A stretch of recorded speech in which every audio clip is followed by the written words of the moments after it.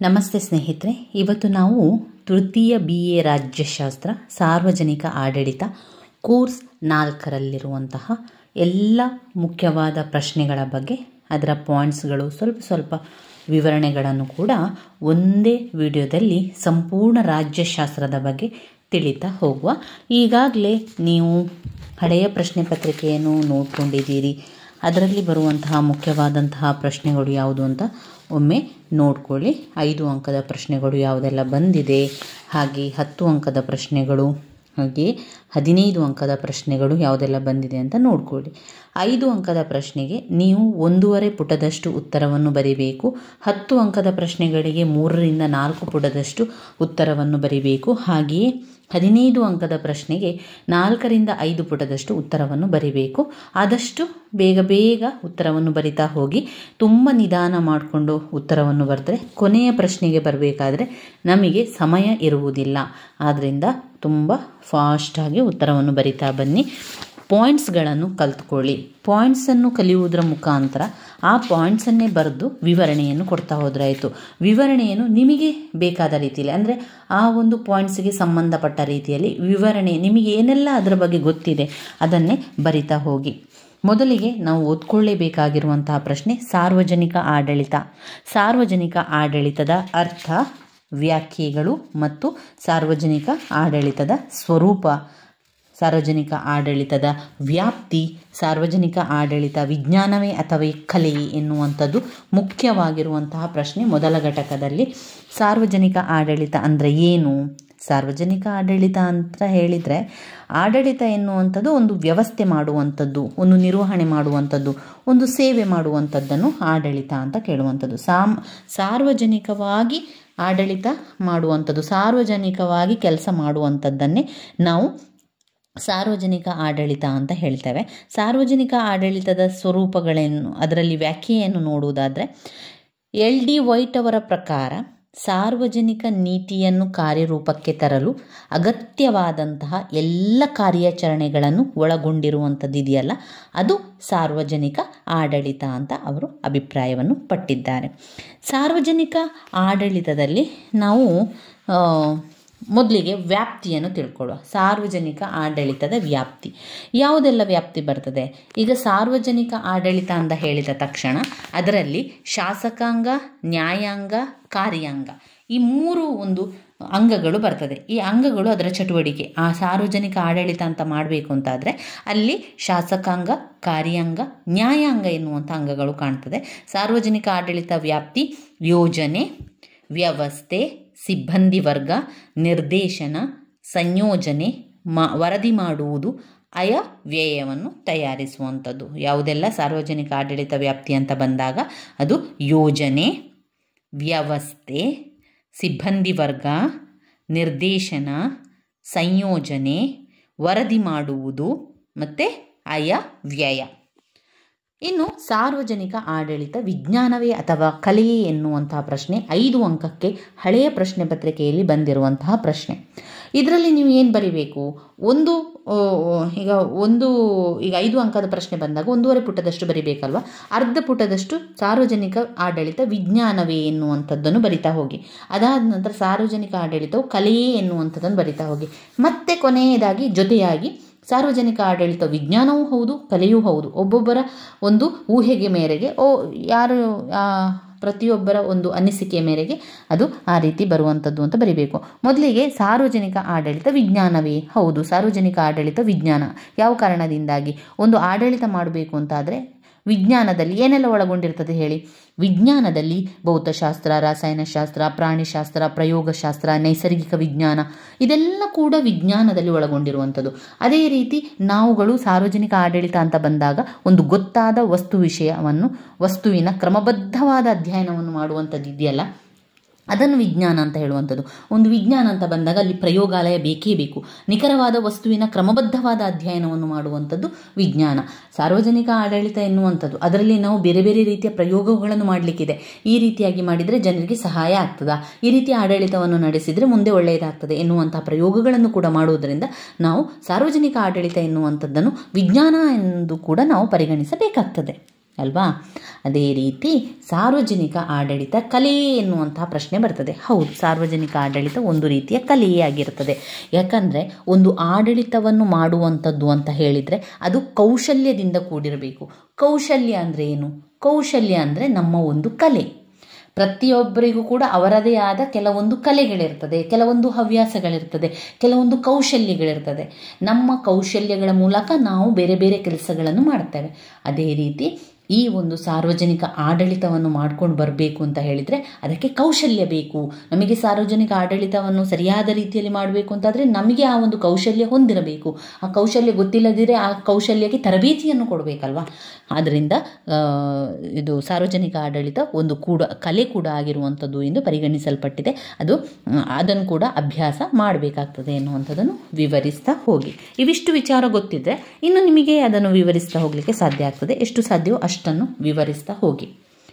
ಇನ್ನು ಬರುವಂತಹ ಮುಖ್ಯವಾದ ಪ್ರಶ್ನೆ ಸಾರ್ವಜನಿಕ ಆಡಳಿತದ ಪ್ರಾಮುಖ್ಯತೆ ಅಥವಾ ಮಹತ್ವ. 10 ಅಂಕಕ್ಕೆ ಪದೇ ಪದೇ ಕೇಳಿರುವಂತಹ ಪ್ರಶ್ನೆ ಸಾರ್ವಜನಿಕ ಆಡಳಿತದ ಪ್ರಾಮುಖ್ಯತೆ ಅಥವಾ ಸಾರ್ವಜನಿಕ ಆಡಳಿತದ ಮಹತ್ವವನ್ನು ತಿಳಿಸಿ ಎನ್ನುವಂಥದ್ದು. ಸಾರ್ವಜನಿಕ ಆಡಳಿತದ ಪ್ರಾಮುಖ್ಯತೆ ಮತ್ತು ಮಹತ್ವದಲ್ಲಿ ಅವರು ಇಲ್ಲಿ ಪ್ಯಾರಾಗ್ರಾಫ್ ರೀತಿಯಲ್ಲಿ ಉತ್ತರವನ್ನು ಕೊಟ್ಟಿದ್ದಾರೆ. ಪಾಯಿಂಟ್ಸನ್ನು ಕೊಡಲಿಲ್ಲ. ನಾವೇ ಪಾಯಿಂಟ್ಸನ್ನು ಮಾಡ್ಕೊಳ್ಬೇಕಾಗ್ತದೆ. ಆ ಇಡೀ ನಿಮಗೆ ಸಮಯ ಇದ್ದರೆ ಎಲ್ಲವನ್ನು ಕೂಡ ಓದ್ಕೊಳ್ಳಿ. ಅಲ್ಲಿ ನಿಮಗೆ ಯಾವುದೆಲ್ಲ ಪಾಯಿಂಟ್ಸ್ ಅಂತ ಕಾಣ್ತದಲ್ವ ಅದಕ್ಕೆಲ್ಲ ಪಾಯಿಂಟ್ಸನ್ನು ಹಾಕ್ಕೊಳ್ಳಿ. ಇಲ್ಲಿ ನನಗೆ ಗೊತ್ತಿರುವಂಥದ್ದು, ನನಗೆ ಸಿಕ್ಕಿರುವಂತಹ ಪಾಯಿಂಟ್ಸ್ಗಳನ್ನು ನಾನಿಲ್ಲಿ ಗುರುತನ್ನು ಹಾಕ್ಕೊಂಡಿದ್ದೇನೆ. ಒಟ್ಟು 7 ಪಾಯಿಂಟ್ಸನ್ನು ಹಾಕಿದ್ದೇನೆ. ಇದರಲ್ಲಿ ಒಂದು 10 ಪಾಯಿಂಟ್ಸ್ಗಳೆಲ್ಲ ಸಿಗ್ತಾ ಹೋಗ್ತದೆ. ಓದ್ತಾ ಇನ್ನಷ್ಟು ಪಾಯಿಂಟ್ಸ್ಗಳು ಸಿಗ್ತದೆ ನೋಡಿ. 7-8 ಪಾಯಿಂಟ್ಸ್ಗಳು ಬಂದಿದೆ ನೋಡಿ. ಸಾರ್ವಜನಿಕ ಆಡಳಿತ. ಸಾರ್ವಜನಿಕ ಆಡಳಿತ ಎಲ್ಲಿಂದ ಕೂಡ ನಾವು ಆರಂಭ ಮಾಡ್ಬೋದು. ಇದುವೇ ಒಂದೇ ನಂಬರ್ 2ನೇ ನಂಬರ್ ಅಂತ ಏನಿಲ್ಲ. ಎಲ್ಲಿ ಸಿಕ್ಕಿದೆ ಅಲ್ಲಿ ನಾನು ಗುರುತನ್ನು ಹಾಕ್ಕೊಂಡು ಓದ್ಕೊಂಡಿರುವಂಥದ್ದು. ಸಾರ್ವಜನಿಕ ಆಡಳಿತದ ಮಹತ್ವ ಮತ್ತು ಪ್ರಾಮುಖ್ಯತೆಯ ಪಾಯಿಂಟ್ಸನ್ನು ಹೇಳ್ತಾ ಹೋಗ್ತೇನೆ. ಇದು ಒಂದು ರಾಷ್ಟ್ರದ ಆರ್ಥಿಕ ಬದಲಾವಣೆಗೆ ಮಹತ್ತರ ಪಾತ್ರ ಬೀಳ್ತದೆ, ಸಾಮಾಜಿಕ ಬದಲಾವಣೆ ಮಾಡ್ತದೆ, ಸಾಂಸ್ಕೃತಿಕ ಬದಲಾವಣೆಗೆ ಮಹತ್ತರವಾದ ಪಾತ್ರ ಬೀಳ್ತದೆ. ಇಲ್ಲಿ ಒಂದೇ ಪಾಯಿಂಟ್ಸನ್ನು 3 ಪಾಯಿಂಟ್ಸ್ ಆಗಿ ವಿಂಗಡಿಸಬಹುದು. ಯಾಕಂದರೆ ಸಾಮಾಜಿಕ, ಆರ್ಥಿಕ, ಸಾಂಸ್ಕೃತಿಕ ಎನ್ನುವಂತಹ ಪದವನ್ನು ಪ್ರತ್ಯೇಕವಾಗಿ ಬರೆದರೆ ಅಲ್ಲಿ ನಮಗೆ 3 ಪಾಯಿಂಟ್ಸ್ಗಳು ಸಿಗ್ತದೆ ಸ್ನೇಹಿತರೆ. ಸಾರ್ವಜನಿಕ ಆಡಳಿತದ ಪ್ರಾಮುಖ್ಯತೆ ಮತ್ತು ಮಹತ್ವದಲ್ಲಿ 1ನೇದು ಸಾರ್ವಜನಿಕ ಆಡಳಿತವು ರಾಷ್ಟ್ರದ ಆರ್ಥಿಕ ಬದಲಾವಣೆಗೆ ಮಹತ್ತರವಾದ ಪಾತ್ರವನ್ನು ಬೀರುತ್ತದೆ. ಸಾರ್ವಜನಿಕ ಆಡಳಿತವು ಸಾಮಾಜಿಕವಾಗಿ ಬದಲಾವಣೆಗಳನ್ನು ತರುತ್ತದೆ. ಸಾರ್ವಜನಿಕ ಆಡಳಿತವು ಸಾಂಸ್ಕೃತಿಕ ಬದಲಾವಣೆಗಳನ್ನು ತರುತ್ತದೆ. ಸಾರ್ವಜನಿಕ ಆಡಳಿತವು ರಾಷ್ಟ್ರದ ಬೆನ್ನೆಲುಬುಗಳಾಗಿ ಕೆಲಸ ಮಾಡುತ್ತದೆ. ಸಾರ್ವಜನಿಕ ಆಡಳಿತವು ಸರ್ಕಾರದ ನೀತಿಯನ್ನು ಯಶಸ್ವಿಯಾಗಿ ಕಾರ್ಯರೂಪಕ್ಕೆ ತರುತ್ತದೆ. ಸಾರ್ವಜನಿಕ ಆಡಳಿತವು ಶಾಸಕಾಂಗಕ್ಕೆ ಸಹಾಯವನ್ನು ಮಾಡುತ್ತದೆ. ಸಾರ್ವಜನಿಕ ಆಡಳಿತವು ಸಂಸ್ಕೃತಿಯ ಉಳಿವನ್ನು ಮಾಡುತ್ತದೆ. ಬಡವರ ಶೋಷಣೆಯನ್ನು ತಡೆಗಟ್ಟುತ್ತದೆ. ಸಾಮಾಜಿಕ ನ್ಯಾಯವನ್ನು ದೊರಕಿಸಿಕೊಡುತ್ತದೆ. ಗುಂಪುಗಳ ನಡುವೆ ಸಮನ್ವಯವನ್ನು ಸಾಧಿಸುತ್ತದೆ. ಸುಖಿ ರಾಜ್ಯ ಸ್ಥಾಪನೆ ಮಾಡುತ್ತದೆ. ಸುಖ ಶಾಂತಿಯನ್ನು ತರುತ್ತದೆ. ಗುಂಪುಗಳ ನಡುವೆ ಸಾಮರಸ್ಯವನ್ನು ತಂದುಕೊಡುತ್ತದೆ. ಪ್ರಜೆಗಳ ಹಿತವನ್ನು ರಕ್ಷಿಸುತ್ತದೆ. ಸರ್ವತೋಮುಖ ಅಭಿವೃದ್ಧಿಗೆ ಸಹಕಾರಿಯಾಗಿದೆ. ಸರಕಾರದ ಧ್ಯೇಯ ಧೋರಣೆಗಳನ್ನು ಪಾಲಿಸುತ್ತದೆ. ಇದೆಲ್ಲ ಕೂಡ ಸಾರ್ವಜನಿಕ ಆಡಳಿತದ ಪ್ರಾಮುಖ್ಯತೆ ಅಥವಾ ಮಹತ್ವದಲ್ಲಿ ಬರ್ತದೆ. ಮತ್ತೊಮ್ಮೆ ಪಾಯಿಂಟ್ಸನ್ನು ಹೇಳ್ತಾ ಹೋಗ್ತೇನೆ. ಸಾರ್ವಜನಿಕ ಆಡಳಿತವು ರಾಷ್ಟ್ರದ ಆರ್ಥಿಕ ಬದಲಾವಣೆಗೆ ಮಹತ್ತರವಾದ ಪಾತ್ರವನ್ನು ಬೀರುತ್ತದೆ. ಸಾಮಾಜಿಕ ಬದಲಾವಣೆಯನ್ನು ತರುತ್ತದೆ. ಸಾಂಸ್ಕೃತಿಕ ಬದಲಾವಣೆಗೆ ಮಹತ್ತರ ಪಾತ್ರವನ್ನು ಬೀರುತ್ತದೆ. ಸರಕಾರದ ನೀತಿಯನ್ನು ಯಶಸ್ವಿಯಾಗಿ ಕಾರ್ಯರೂಪಕ್ಕೆ ತರುತ್ತದೆ. ಸರಕಾರದ ನೀತಿಯನ್ನು ಯಶಸ್ವಿಯಾಗಿ ಕಾರ್ಯರೂಪಕ್ಕೆ ತರುತ್ತದೆ. ಶಾಸಕಾಂಗಕ್ಕೆ ಸಹಾಯ ಮಾಡುತ್ತದೆ. ಯಾವುದು? ಸಾರ್ವಜನಿಕ ಆಡಳಿತವು ಶಾಸಕಾಂಗಕ್ಕೆ ಸಹಾಯವನ್ನು ಮಾಡುತ್ತದೆ. ಸಂಸ್ಕೃತಿಯ ಉಳಿವನ್ನು ಮಾಡುತ್ತದೆ. ಬಡವರ ಶೋಷಣೆಯನ್ನು ತಡೆಗಟ್ಟುತ್ತದೆ. ಸಾರ್ವಜನಿಕ ಆಡಳಿತವು ಸಾಮಾಜಿಕ ನ್ಯಾಯವನ್ನು ದೊರಕಿಸಿಕೊಡುತ್ತದೆ. ಸಾರ್ವಜನಿಕ ಆಡಳಿತವು ಗುಂಪುಗಳ ನಡುವೆ ಸಮನ್ವಯವನ್ನು ಸಾಧಿಸುತ್ತದೆ. ಸುಖಿ ರಾಜ್ಯವನ್ನು ಸ್ಥಾಪನೆ ಮಾಡ್ತದೆ. ಸುಖ ಶಾಂತಿಯನ್ನು ತಂದುಕೊಡುತ್ತದೆ. ಸಾರ್ವಜನಿಕ ಆಡಳಿತವು ಗುಂಪುಗಳ ನಡುವೆ ಸಮನ್ವಯ, ಸಾಮರಸ್ಯವನ್ನು ಸಾಧಿಸಿ ಸರಕಾರದ ಧ್ಯೇಯ ಧೋರಣೆಯನ್ನು, ಅದರ ಸಫಲತೆಯನ್ನು, ಪ್ರಜೆಗಳ ಹಿತಗಳನ್ನು ರಕ್ಷಿಸುತ್ತದೆ. ಸರ್ವತೋಮುಖದ ಅಭಿವೃದ್ಧಿಗೆ ಸಹಕಾರವಾಗಿದೆ. ಸರ್ವತೋಮುಖ ಅಭಿವೃದ್ಧಿಗೆ ಅದು ಸಹಾಯವನ್ನು ಮಾಡ್ತದೆ. ಇವಿಷ್ಟು ಸಾರ್ವಜನಿಕ ಆಡಳಿತದ ಪ್ರಾಮುಖ್ಯತೆ ಮತ್ತು ಮಹತ್ವದಲ್ಲಿ ಬರುವಂಥದ್ದು. ಪಾಯಿಂಟ್ಸ್ ಬುಕ್ ಮಾಡಿದರೆ ಪಾಯಿಂಟ್ಸ್ ಅನ್ನಷ್ಟು ಬರ್ಕೊಳ್ಳಿ ಸ್ನೇಹಿತರೆ. ಇಲ್ಲ ನಿಮ್ಮ ಪುಸ್ತಕದಲ್ಲೇ ಗುರುತನ್ನು ಹಾಕ್ಕೊಳ್ತೀರಿ ಅಂತಾದರೆ ಪುಸ್ತಕದಲ್ಲಿ ಗುರುತನ್ನು ಹಾಕ್ಕೊಳ್ಳಿ. ಸಂಘಟನೆಯ ತತ್ವ. ಸಂಘಟನೆಯ ತತ್ವಗಳು 15 ಅಂಕಕ್ಕೆ ಕೇಳಿರುವಂತಹ ಪ್ರಶ್ನೆ. ಸಂಘಟನೆಯ ತತ್ವಗಳಲ್ಲಿ 3 ವಿಧದ ಸಂಘಟನೆಯ ತತ್ವ: ಶ್ರೇಣಿ ಸೂತ್ರ ಅಥವಾ ಸ್ಕೇಲರ್ ಪದ್ಧತಿ, ಏಕ ಆದೇಶ, ನಿಯಂತ್ರಣದ ವ್ಯಾಪ್ತಿ. 3 ತತ್ವಗಳನ್ನು ಕಾಣ್ಬೋದು: ಶ್ರೇಣಿ ಸೂತ್ರ ಅಥವಾ ಸ್ಕೇಲರ್ ಪದ್ಧತಿ, ಏಕ ಆದೇಶ, ನಿಯಂತ್ರಣ ವ್ಯಾಪ್ತಿ. ಸಂಘಟನೆಯ ತತ್ವಗಳು. ಮೊದಲಿಗೆ ನಾವು ಸಂಘಟನೆಯ ಅರ್ಥವನ್ನು ತಿಳಿಬೇಕು. ಸಂಘಟನೆ ಅಂದರೆ ಏನು? ಸಂಘಟನೆ ಅಥವಾ ಒಂದು ವ್ಯವಸ್ಥೆ ಅಂದರೆ ಏನು ಅಂತ ಹೇಳಿದರೆ, ಒಂದು ನಿರ್ದಿಷ್ಟ ಸಂಯೋಜಿಸಲ್ಪಟ್ಟಂತಹ ಒಂದು ರಚನಾತ್ಮಕ ವಿನ್ಯಾಸವೇ ವ್ಯವಸ್ಥೆ ಅಥವಾ ಸಂಘಟನೆ. ಒಂದು ನಿರ್ದಿಷ್ಟ ಸಂಯೋಜಿಸಲ್ಪಟ್ಟಂತಹ ಒಂದು ರಚನಾತ್ಮಕ ವಿನ್ಯಾಸವೇ ವ್ಯವಸ್ಥೆ. ಒಂದು ನಿರ್ದಿಷ್ಟ ಸಂಯೋಜಿಸಲ್ಪಟ್ಟ ಒಂದು ರಚನಾತ್ಮಕ ವಿನ್ಯಾಸ. ಒಂದು ಸಾಮಾನ್ಯ ಉದ್ದೇಶ ಸಾಧನೆಗಾಗಿ ಇರುವಂತಹ ಪ್ರತಿಯೊಂದು ಮಾನವ ಸಂಘದ ಸ್ವರೂಪವೇ ವ್ಯವಸ್ಥೆ ಅಂತ ಹೇಳುವಂಥದ್ದು. ವ್ಯವಸ್ಥೆ ಅಥವಾ ಸಂಘಟನೆ ಎರಡು ಕೂಡ ಒಂದೇ. ಈ ಸಂಘಟನೆಯ ಬಗೆಗಳೇನು? ಸಂಘಟನೆ ಅಥವಾ ಒಂದು ಸಂಘ ಸಂಸ್ಥೆ ಮಾಡಬೇಕು ಅಂತಾದರೆ ಅಲ್ಲಿ ಔಪಚಾರಿಕ ವ್ಯವಸ್ಥೆ ಬೇಕು, ಅನೌಪಚಾರಿಕ ವ್ಯವಸ್ಥೆ ಎನ್ನುವಂತಹ 2 ಬಗೆಯನ್ನು ಕಾಣ್ಬೋದು. ಔಪಚಾರಿಕ ವ್ಯವಸ್ಥೆ ಎನ್ನುವಂಥದ್ದು ಒಳಗಡೆ 4 ಗೋಡೆಯ ಒಳಗಡೆ ಆಗುವಂತಹ ಒಂದು ಸಂಘ ಇದೆಯಲ್ಲ, ಒಂದು ವ್ಯವಸ್ಥೆ ಇದೆಯಲ್ಲ, ಅದನ್ನು ಔಪಚಾರಿಕ ವ್ಯವಸ್ಥೆ ಎನ್ನುವಂಥದ್ದು. ಅನೌಪಚಾರಿಕ ವ್ಯವಸ್ಥೆ ಅಂದರೆ ಹೊರಗೆ ಎಲ್ಲ ಮಾಡುವಂಥದ್ದು, 4 ಗೋಡೆಯನ್ನು ಬಿಟ್ಟು ಹೊರಗಡೆ ಎಲ್ಲ ಇರುವಂಥ ಒಂದು ವ್ಯವಸ್ಥೆ ಅನೌಪಚಾರಿಕ ವ್ಯವಸ್ಥೆ. ಸಂಘಟನೆಯ ಬಗೆಗಳು 2 ಬಗೆಯ ಸಂಘಟನೆ ಅಂದರೆ ವ್ಯವಸ್ಥೆ: ಔಪಚಾರಿಕ ವ್ಯವಸ್ಥೆ ಮತ್ತು ಅನೌಪಚಾರಿಕ ವ್ಯವಸ್ಥೆ. ಇನ್ನು ಬರುವಂಥದ್ದು ಸಂಘಟನೆಯ ತತ್ವಗಳು. ಸಂಘಟನೆಯ ತತ್ವಗಳು 15 ಅಂಕಕ್ಕೆ ಕೇಳಿದ್ದಾರೆ. ಪ್ರತಿಯೊಂದು ಸಂಘಟನಾ ವ್ಯವಸ್ಥೆಯು ಕೆಲವೊಂದು ನಿರ್ದಿಷ್ಟ ಗುರಿಗಳನ್ನು ಹೊಂದಿರ್ತದೆ. ಪ್ರತಿಯೊಂದು ವ್ಯವಸ್ಥೆಯು ತನ್ನ ನಿರ್ದಿಷ್ಟ ಗುರಿಗಳನ್ನು ಹೊಂದಿರ್ತದೆ. ಅದರಲ್ಲಿ 8 ಪಾಯಿಂಟ್ಸ್ಗಳನ್ನು ಕೊಟ್ಟಿದ್ದಾರೆ ನೋಡಿ. ಆರಂಭದಲ್ಲಿ ನೀವು ನೋಡಿದರೆ ನಿಮಗೆ ಅಲ್ಲಿ 3 ಪಾಯಿಂಟ್ಸನ್ನು ಕೊಟ್ಟಿರುವಂಥದ್ದು. ಇದರಲ್ಲಿ 8 ಪಾಯಿಂಟ್ಸ್ ಇದೆ. ಸಂಘಟನೆಯ ತತ್ವಗಳನ್ನು ಓದ್ಕೊಳ್ಳಿ. ವೆರಿ ವೆರಿ ಇಂಪಾರ್ಟೆಂಟ್ ಆಗಿರುವಂತಹ ಪ್ರಶ್ನೆಯನ್ನು ಕೆಲವೊಮ್ಮೆ ಬದಲು ಮಾಡಿ ಕೂಡ ಕೊಡ್ತಾರೆ. ಯಾವ ರೀತಿ? ವ್ಯವಸ್ಥೆಯ ತತ್ವಗಳನ್ನು ತಿಳಿಸಿ. ಯಾಕಂದರೆ ಸಂಘಟನೆ ಅಂದರೆ ವ್ಯವಸ್ಥೆ ಅಂದರೆ ಸಂಘಟನೆ. ಈ ರೀತಿ ಇರುವಂಥದ್ದನ್ನು ನೀವು ಗಮನಿಸಬೇಕು ಸ್ನೇಹಿತರೆ. ಇಲ್ಲದಿದ್ದರೆ ಪ್ರಶ್ನೆ ಬರಬೇಕಾದ್ರೆ ನಮಗೆ ಕನ್ಫ್ಯೂಸ್ ಆಗ್ತದೆ. ಇದು ಯಾವ ಪಾಠದಿಂದ ಕೊಟ್ಟಿದ್ದಾರೆ, ನಾನು ಇದನ್ನು ಓದ್ಕೊಳ್ಳಿಲ್ಲ ಎನ್ನುವಂಥದ್ದು ನಮ್ಮ ತಲೆಗೆ ಬರ್ತದೆ. ಆದ್ದರಿಂದ ನಿಮಗೆ ಗೊತ್ತಿರಬೇಕು, ಸಂಘಟನೆ ಅಂದರೆ ವ್ಯವಸ್ಥೆ ಅಂದರೆ ಸಂಘಟನೆ. ವ್ಯವಸ್ಥೆಯ ಬಗೆಯನ್ನು ತಿಳಿಸಿ ಅಂತ ಕೇಳಿದರೆ ಔಪಚಾರಿಕ ವ್ಯವಸ್ಥೆ, ಅನೌಪಚಾರಿಕ ವ್ಯವಸ್ಥೆ. ಸಂಘಟನೆಯ ಬಗೆಗಳು ಕೇಳಿದರೆ ಔಪಚಾರಿಕ ವ್ಯವಸ್ಥೆ, ಅನೌಪಚಾರಿಕ ವ್ಯವಸ್ಥೆ ಅಂತ ಗೊತ್ತಿರಬೇಕು. ಅದರಿಂದ ಹೇಳ್ತಾ ಇರುವಂಥದ್ದು ಸಂಘಟನೆ ಅಂದರೆ ವ್ಯವಸ್ಥೆಯನ್ನು ಕೂಡ ಸಂಘಟನೆ ಅಂತಲೇ ಹೇಳುವಂಥದ್ದು. ಸಂಘಟನೆಯ ತತ್ವಗಳಲ್ಲಿ 8 ತತ್ವಗಳನ್ನು ಹೇಳ್ತಾ ಇದ್ದಾರೆ. ಈ 8 ಪಾಯಿಂಟ್ಸ್ಗಳನ್ನು ತಿಳ್ಕೊಳ್ಳೋ. 8 ಪಾಯಿಂಟ್ಸ್ಗಳು: ಅಧಿಕಾರ ಮತ್ತು ಜವಾಬ್ದಾರಿ. 1 ಅಧಿಕಾರ ಮತ್ತು ಜವಾಬ್ದಾರಿ. 2 ಅಧಿಕಾರ ಶ್ರೇಣಿ.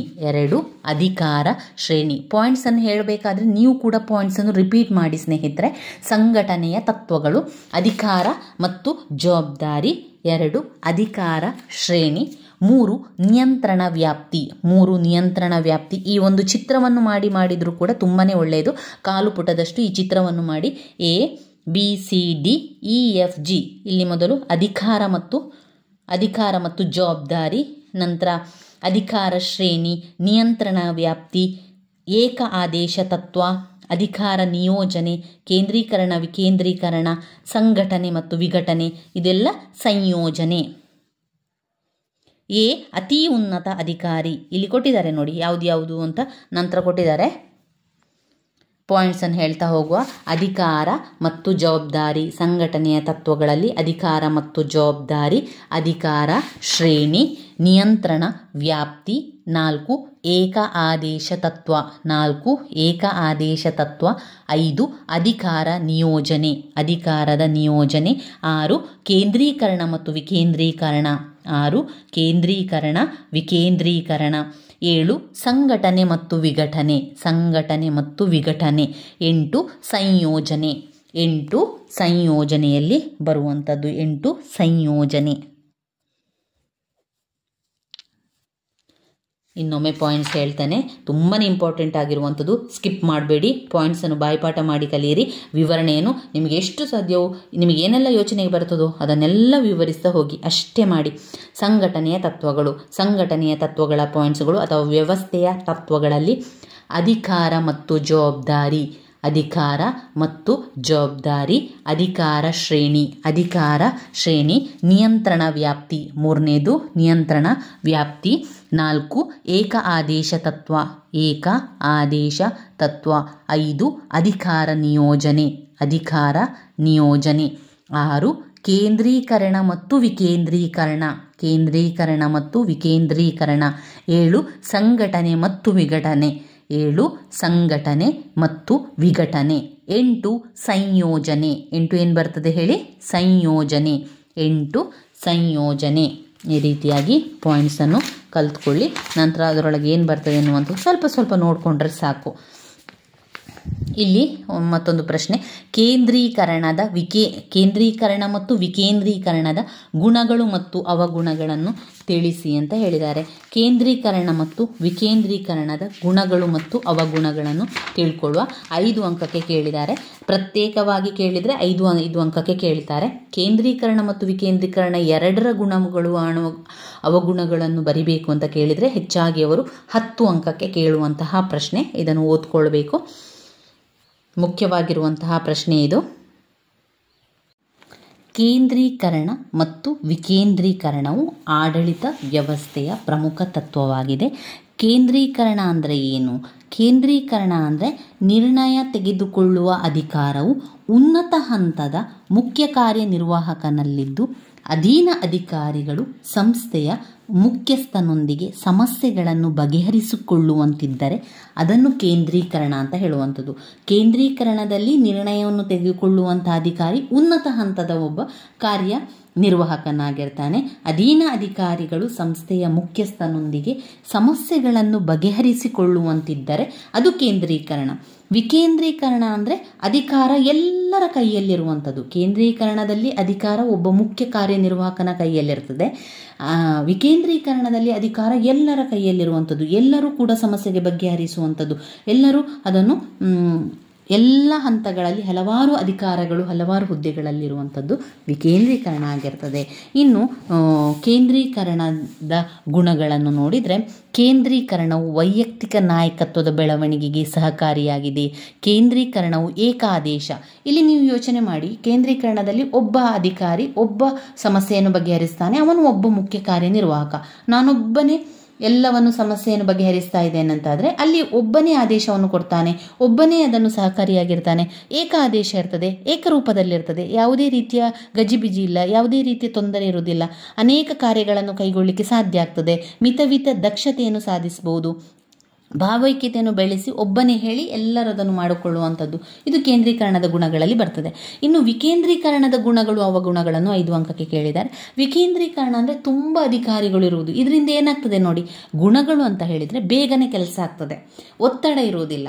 ಯಾವುದೇ ಒಂದು ಸಮಸ್ಯೆ ಬಗೆಹರಿಸಲಿಕ್ಕೆ ತುಂಬ ಜನರು ಕೂತ್ಕೊಂಡು ಸಮಸ್ಯೆಯನ್ನು ಬಗೆಹರಿಸ್ತಾರೆ. ಬೇಗ ಸಮಸ್ಯೆಗೆ ಪರಿಹಾರ ಸಿಗ್ತದೆ, ಉತ್ತಮ ಅವಕಾಶಗಳು ಸಿಗ್ತದೆ, ತುಂಬ ಜನರಿಗೆ ಅಧಿಕಾರ ಸಿಗ್ತದೆ, ತುಂಬ ಜನರಿಗೆ ಉದ್ಯೋಗ ಸಿಗ್ತದೆ, ಜನತೆ ಆಸಕ್ತಿ ಹೆಚ್ಚಾಗ್ತದೆ, ಕಾರ್ಯದಲ್ಲಿ ಆಸಕ್ತಿ ಬರ್ತದೆ, ನಾಯಕತ್ವ ಗುಣ ಬರ್ತದೆ. ಅಧಿಕಾರ ಕೇಂದ್ರೀಕರಣ ಏನಾದರೂ ಒಂದು ತಪ್ಪಾಗಿದ್ದರೆ ಅದನ್ನು ಮತ್ತೊಬ್ಬ ಸರಿ ಮಾಡ್ತಾನೆ.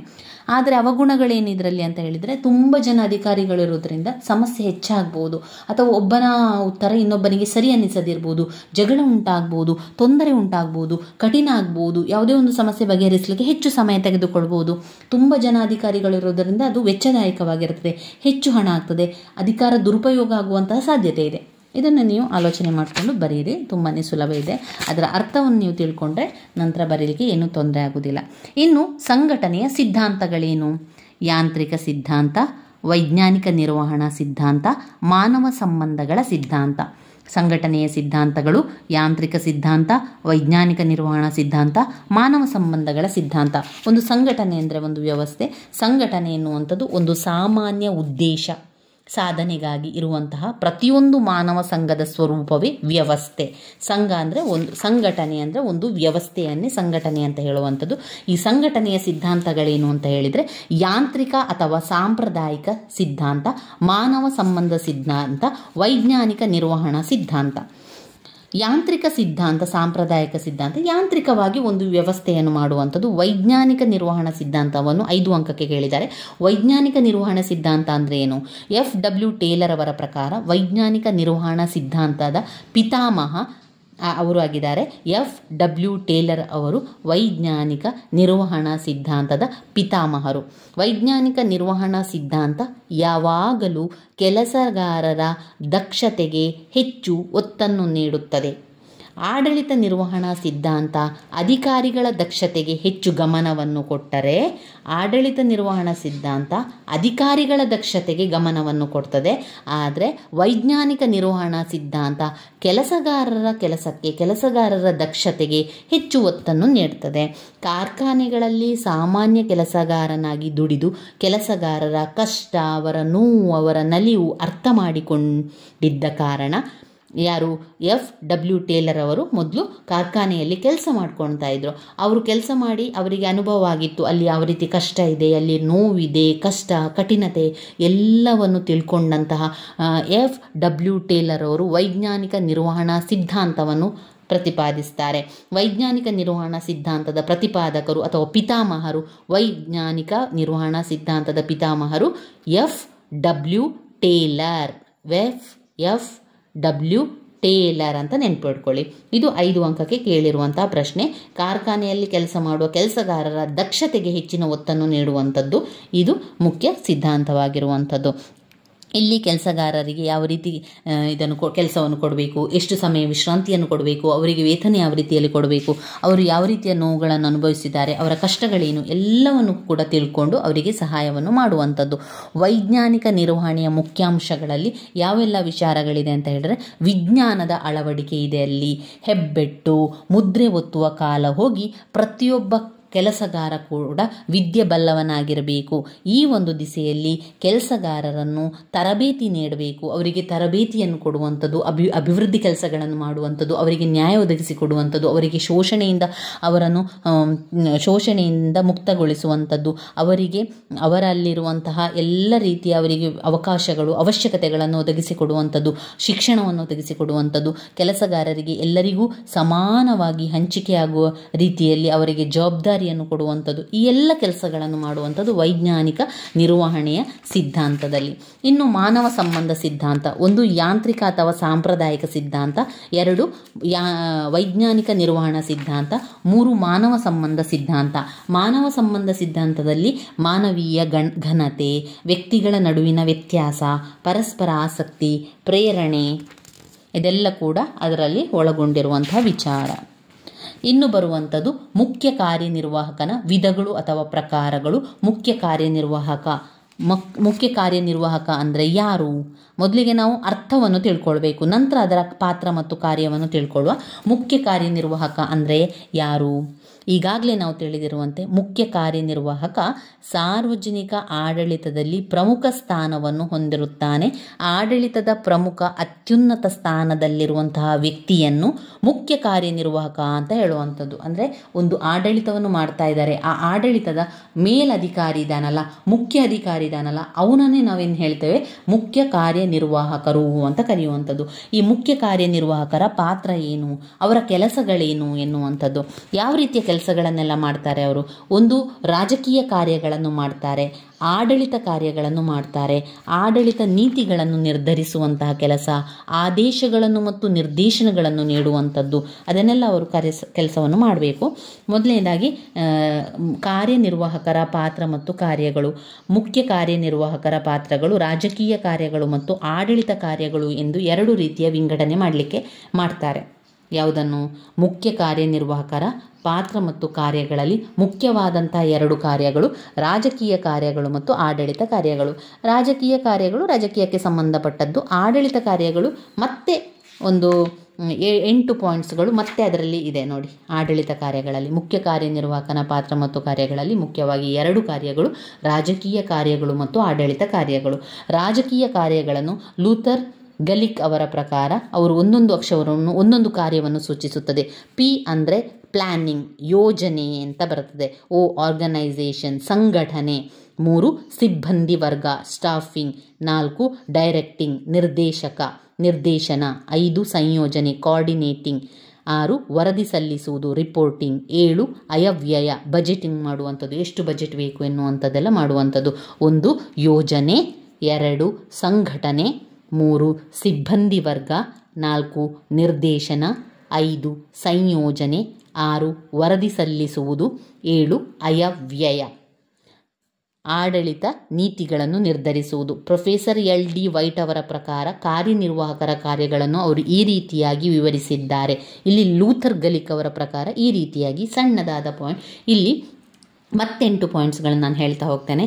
ಆಡಳಿತ ನೀತಿಗಳನ್ನು ನಿರ್ಧರಿಸುವುದು, ಆಡಳಿತ ನೀತಿಗಳನ್ನು ನಿರ್ಧರಿಸುವುದು. ಆದೇಶಗಳನ್ನು ಮತ್ತು ನಿರ್ದೇಶನಗಳನ್ನು ನೀಡುವುದು. ಆಡಳಿತ ಸಂಘಟನೆಯನ್ನು ನಿರ್ಧರಿಸುವುದು. ಸಿಬ್ಬಂದಿ ವರ್ಗದವರ ನೇಮಕ ಹಾಗೂ ಅಧಿಕಾರದಿಂದ ತೆಗೆದುಹಾಕುವುದು. ಸಿಬ್ಬಂದಿ ವರ್ಗದ ನೇಮಕ ಮಾಡುವುದು ಮತ್ತು ಅಧಿಕಾರದಿಂದ ತೆಗೆದುಹಾಕುವುದು. ಸಮನ್ವಯವನ್ನು ಏರ್ಪಡಿಸುವುದು. ಸಾರ್ವಜನಿಕ ಹಣಕಾಸಿನ ನಿಯಂತ್ರಣವನ್ನು ಮಾಡುವಂಥದ್ದು. ತನಿಖೆ, ನಿಯಂತ್ರಣ ಮತ್ತು ವಿಚಾರಣೆ. 7 ಸಾರ್ವಜನಿಕ ಸಂಪರ್ಕ. ಇದು ಮುಖ್ಯ ಕಾರ್ಯನಿರ್ವಾಹಕನ ಪಾತ್ರ ಮತ್ತು ಕಾರ್ಯಗಳಲ್ಲಿ ಬರ್ತದೆ. ತುಂಬಾ ಇಂಪಾರ್ಟೆಂಟ್ ಆಗಿರುವಂತಹ 15 ಅಂಕದ ಪ್ರಶ್ನೆ, ಸ್ಕಿಪ್ ಮಾಡಬೇಡಿ. ಅದರಲ್ಲಿ ರಾಜಕೀಯ ಕಾರ್ಯಗಳು ಮತ್ತು ಆಡಳಿತ ಕಾರ್ಯಗಳು. ಲೂಥರ್ ಗಲಿಕ್ ಅವರ ಪ್ರಕಾರ ಆಡಳಿತ ಕಾರ್ಯಗಳು ಯೋಜನೆ, ಸಂಘಟನೆ, ಸಿಬ್ಬಂದಿ ವರ್ಗ, ನಿರ್ದೇಶನ, ಸಂಯೋಜನೆ, ವರದಿ ಸಲ್ಲಿಸುವುದು, ಅಯವ್ಯಯ.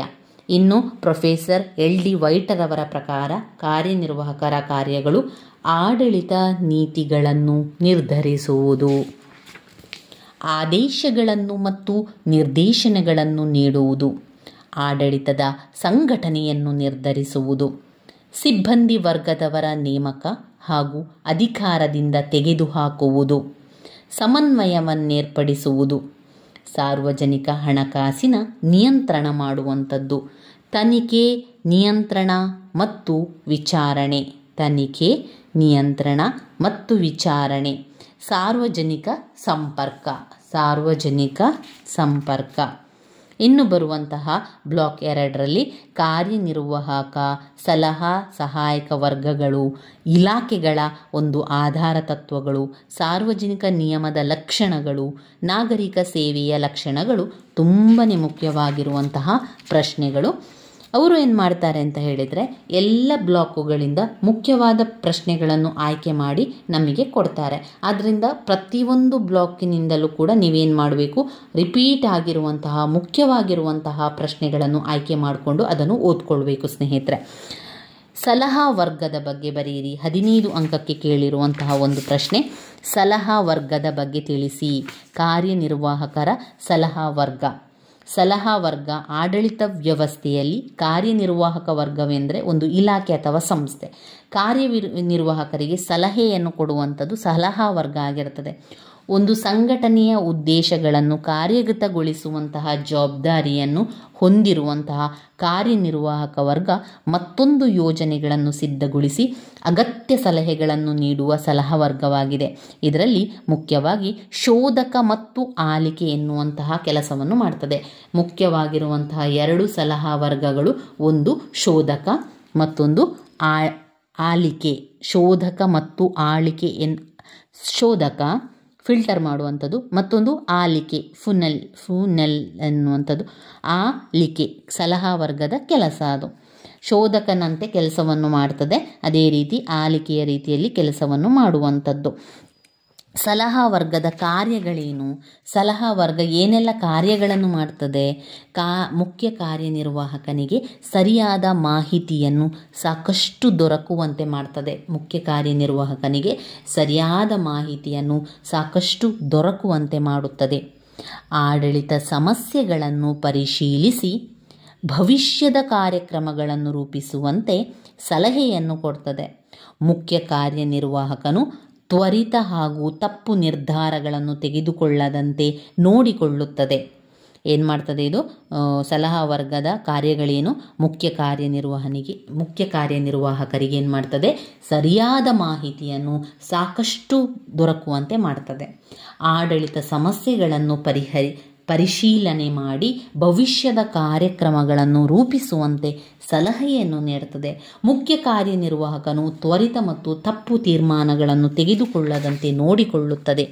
ಅವರಿಗೆ ಅವಶ್ಯಕವಾದ ಜವಾಬ್ದಾರಿಯನ್ನು ಅವರು ಅನಾವಶ್ಯಕ ಜವಾಬ್ದಾರಿಯನ್ನು ವಹಿಸದಂತೆ ನೋಡಿಕೊಳ್ತದೆ. ಅನಾವಶ್ಯಕ ಜವಾಬ್ದಾರಿ ಏನಾದರೂ ಬಂದರೆ ಅದನ್ನು ವಹಿಸದಂತೆ ನೋಡಿಕೊಳ್ತದೆ. ಅವರು ಕಾಲವನ್ನು ವಿಳಂಬ ಮಾಡದಂತೆ ರಕ್ಷಿಸ್ತದೆ. ಸಮಯ ಹಾಳಾಗದಂತೆ ಅವರು ನೋಡಿಕೊಳ್ಳುವಂಥದ್ದು. ಕಾಲ ವಿಳಂಬ ಮಾಡದಂತೆ ಅವರು ರಕ್ಷಿಸ್ತಾರೆ. ಮುಖ್ಯ ಕಾರ್ಯನಿರ್ವಾಹಕರು ನಿರ್ಧರಿಸಿದ ನೀತಿ ಆದೇಶಗಳನ್ನು ಆತನ ಕೈ ಕೆಳಗಿನ ಅಧಿಕಾರ ವರ್ಗದವರು ಕಾರ್ಯಗತಗೊಳಿಸದಿದ್ದರೆ ಇಬ್ಬರಲ್ಲೂ ಸಮನ್ವಯ ಅಥವಾ ಹೊಂದಾಣಿಕೆಯನ್ನು ಮಾಡಿಕೊಡ್ತದೆ. ಸಲಹಾ ವರ್ಗ ಏನು ಮಾಡ್ತದೆ? ಇಬ್ಬರಲ್ಲಿ ಕೆಳಗಿನ ಅಧಿಕಾರಿಗಳು ಸರಿಯಾಗಿ ಕಾರ್ಯ ಮಾಡದಿದ್ದರೆ ಇಬ್ಬರಲ್ಲಿಯೂ ಕೂಡ ಸಮನ್ವಯ ಬರುವಂತೆ, ಹೊಂದಾಣಿಕೆ ಬರುವಂತೆ ನೋಡಿಕೊಳ್ಳುವಂಥದ್ದು. ಸಲಹಾ ವರ್ಗದಲ್ಲಿ ಶೋಧಕ ಮತ್ತು ಆಲಿಕೆ ಎನ್ನುವಂಥ ಎರಡು ಕೆಲಸಗಳನ್ನು ಮಾಡ್ತದೆ. ಇದು ಮುಖ್ಯ ನಿರ್ವಾಹಕರಿಗೆ ಸಹಾಯವನ್ನು ಮಾಡುವಂಥದ್ದು, ಮಾಹಿತಿ ಕೊಡುವಂಥದ್ದು, ಸಾಕಷ್ಟು ದೊರಕುವಂತೆ ಮಾಡುವಂಥದ್ದು, ಸಮಸ್ಯೆಗಳನ್ನು ಬಗೆಹರಿಸುವಂಥದ್ದು, ಭವಿಷ್ಯದ ಕಾರ್ಯ ರೂಪಿಸುವಂತೆ ಮಾಡುವಂಥದ್ದು. ಈ ಮುಖ್ಯ ಕಾರ್ಯನಿರ್ವಾಹಕ ತ್ವರಿತ ಹಾಗೂ ತಪ್ಪು ನಿರ್ಧಾರವನ್ನು ತೆಗೆದುಕೊಳ್ಳದಂತೆ ನೋಡಿಕೊಳ್ಳುವಂಥದ್ದು, ಅನಾವಶ್ಯಕ ಜವಾಬ್ದಾರಿಯನ್ನು ವಹಿಸದಂತೆ ನೋಡಿಕೊಳ್ಳುವಂಥದ್ದು, ಕಾಲ ವಿಳಂಬ ಆಗದಂತೆ ರಕ್ಷಿಸುವಂಥದ್ದು. ಇನ್ನು ಕೆಳ ಅಧಿಕಾರಿಗಳಿಗೆ ಕೊಟ್ಟಂತಹ ಕೆಲಸಗಳನ್ನು ಕಾರ್ಯಗತಗೊಳಿಸದಿದ್ದರೆ ಇಬ್ಬರಲ್ಲಿ ಸಮನ್ವಯ, ಹೊಂದಾಣಿಕೆಯನ್ನು ಏರ್ಪಡಿಸುವಂಥದ್ದು ಮಾಡ್ತದೆ. ಅಷ್ಟೇ ಅಲ್ಲದೆ ಫಿಶರ್ನವರು ಹೇಳುವ ಪ್ರಕಾರ ಸಲಹೆ ಕೊಡುವುದು, ಕಲಿಸುವುದು, ಸಮಾಲೋಚನೆ ನಡೆಸುವುದು, ಸಮನ್ವಯವನ್ನು ಏರ್ಪಡಿಸುವುದು, ವಿಷಯ ಸಂಗ್ರಹಿಸುವುದು, ಸಂಶೋಧನೆ ನಡೆಸುವುದು, ಯೋಜನೆ ತಯಾರಿಸುವುದು, ಬೇರೆ ಸಂಘಟನೆಗಳೊಡನೆ ಸಂಪರ್ಕವಿಟ್ಟು ಅಲ್ಲಿಗೆ ಹೇಗೆ ಕರೆ ನಡೆಯುತ್ತಿದೆ ಎನ್ನುವುದು ತಿಳಿಯುವುದು, ನಿರ್ವಾಹಕರ ವರ್ಗಕ್ಕೆ ತೊಂದರೆ ಕೊಡದಂತೆ ಸಹಾಯ ಒದಗಿಸುವಂಥದ್ದು, ಹೆಚ್ಚು ದಕ್ಷತೆ, ಜ್ಞಾನ, ಸಾಮರ್ಥ್ಯವನ್ನು ಹೊಂದಿರಬೇಕು. ಇನ್ನು ಸಲಹಾ ವರ್ಗದ ವಿಧಗಳು. ಸಲಹಾ ವರ್ಗದಲ್ಲಿ ಬೇರೆ ಬೇರೆ ವಿಧಗಳಿದೆ. ಸಾಮಾನ್ಯ ಸಲಹಾ ವರ್ಗ, ತಾಂತ್ರಿಕ ಸಲಹಾ ವರ್ಗ, ಸಹಾಯಕ ಸಲಹಾ ವರ್ಗ. ಸಲಹಾ ವರ್ಗದ ವಿಧಗಳು: ಸಾಮಾನ್ಯ ಸಲಹಾ ವರ್ಗ, ತಾಂತ್ರಿಕ ಸಲಹಾ ವರ್ಗ, ಸಹಾಯಕ ಸಲಹಾ ವರ್ಗ ಎನ್ನುವಂಥದ್ದು. ಸಹಾಯಕ ವರ್ಗದಲ್ಲಿ ಸಾಮಗ್ರಿ, ಸಲಕರಣೆ, ಸಿಬ್ಬಂದಿಗಳನ್ನು ಕೊಡುವಂಥದ್ದು. ಈ ರೀತಿಯಾಗಿ ಪಾಯಿಂಟ್ಸ್ಗಳನ್ನಷ್ಟು ನೋಡ್ಕೊಳ್ಳಿ. ತುಂಬಾ ಇಂಪಾರ್ಟೆಂಟ್ ಆಗಿರುವ ಮತ್ತೊಂದು ಪ್ರಶ್ನೆ: ಇಲಾಖಾ ಸಂಘಟನೆಯ ಆಧಾರ ತತ್ವಗಳೇನು? ಇಲಾಖಾ ಸಂಘಟನೆಯ ಆಧಾರ ತತ್ವಗಳು. ಇಲ್ಲೇ ಇರುವಂಥ ಪಾಯಿಂಟ್ಸನ್ನು ಮೊದಲಿಗೆ ಕಲಿತುಕೊಳ್ಳಿ. ಕಾರ್ಯ ಅಥವಾ ಉದ್ದೇಶ, ಕಾರ್ಯವಿಧಾನ, ಕಕ್ಷಿದಾರ ತತ್ವ, ಭೌಗೋಳಿಕ ತತ್ವ. ಕಾರ್ಯ ಅಥವಾ ಉದ್ದೇಶ, ಕಾರ್ಯವಿಧಾನ, ಕಕ್ಷಿದಾರರ ತತ್ವ, ಭೌಗೋಳಿಕ ತತ್ವ ಇಲಾಖಾ ಸಂಘಟನೆಯ ಕಾರ್ಯಗಳು. ಇಲಾಖಾ ಸಂಘಟನೆಯ ತತ್ವಗಳು. ಇಲಾಖಾ ಸಂಘಟನೆಯ ತತ್ವಗಳು ಯಾವುದೆಂದರೆ ಕಾರ್ಯ, ಕೌಶಲ, ಕಕ್ಷಿಗಾರ, ಭೌಗೋಳಿಕ ತತ್ವ.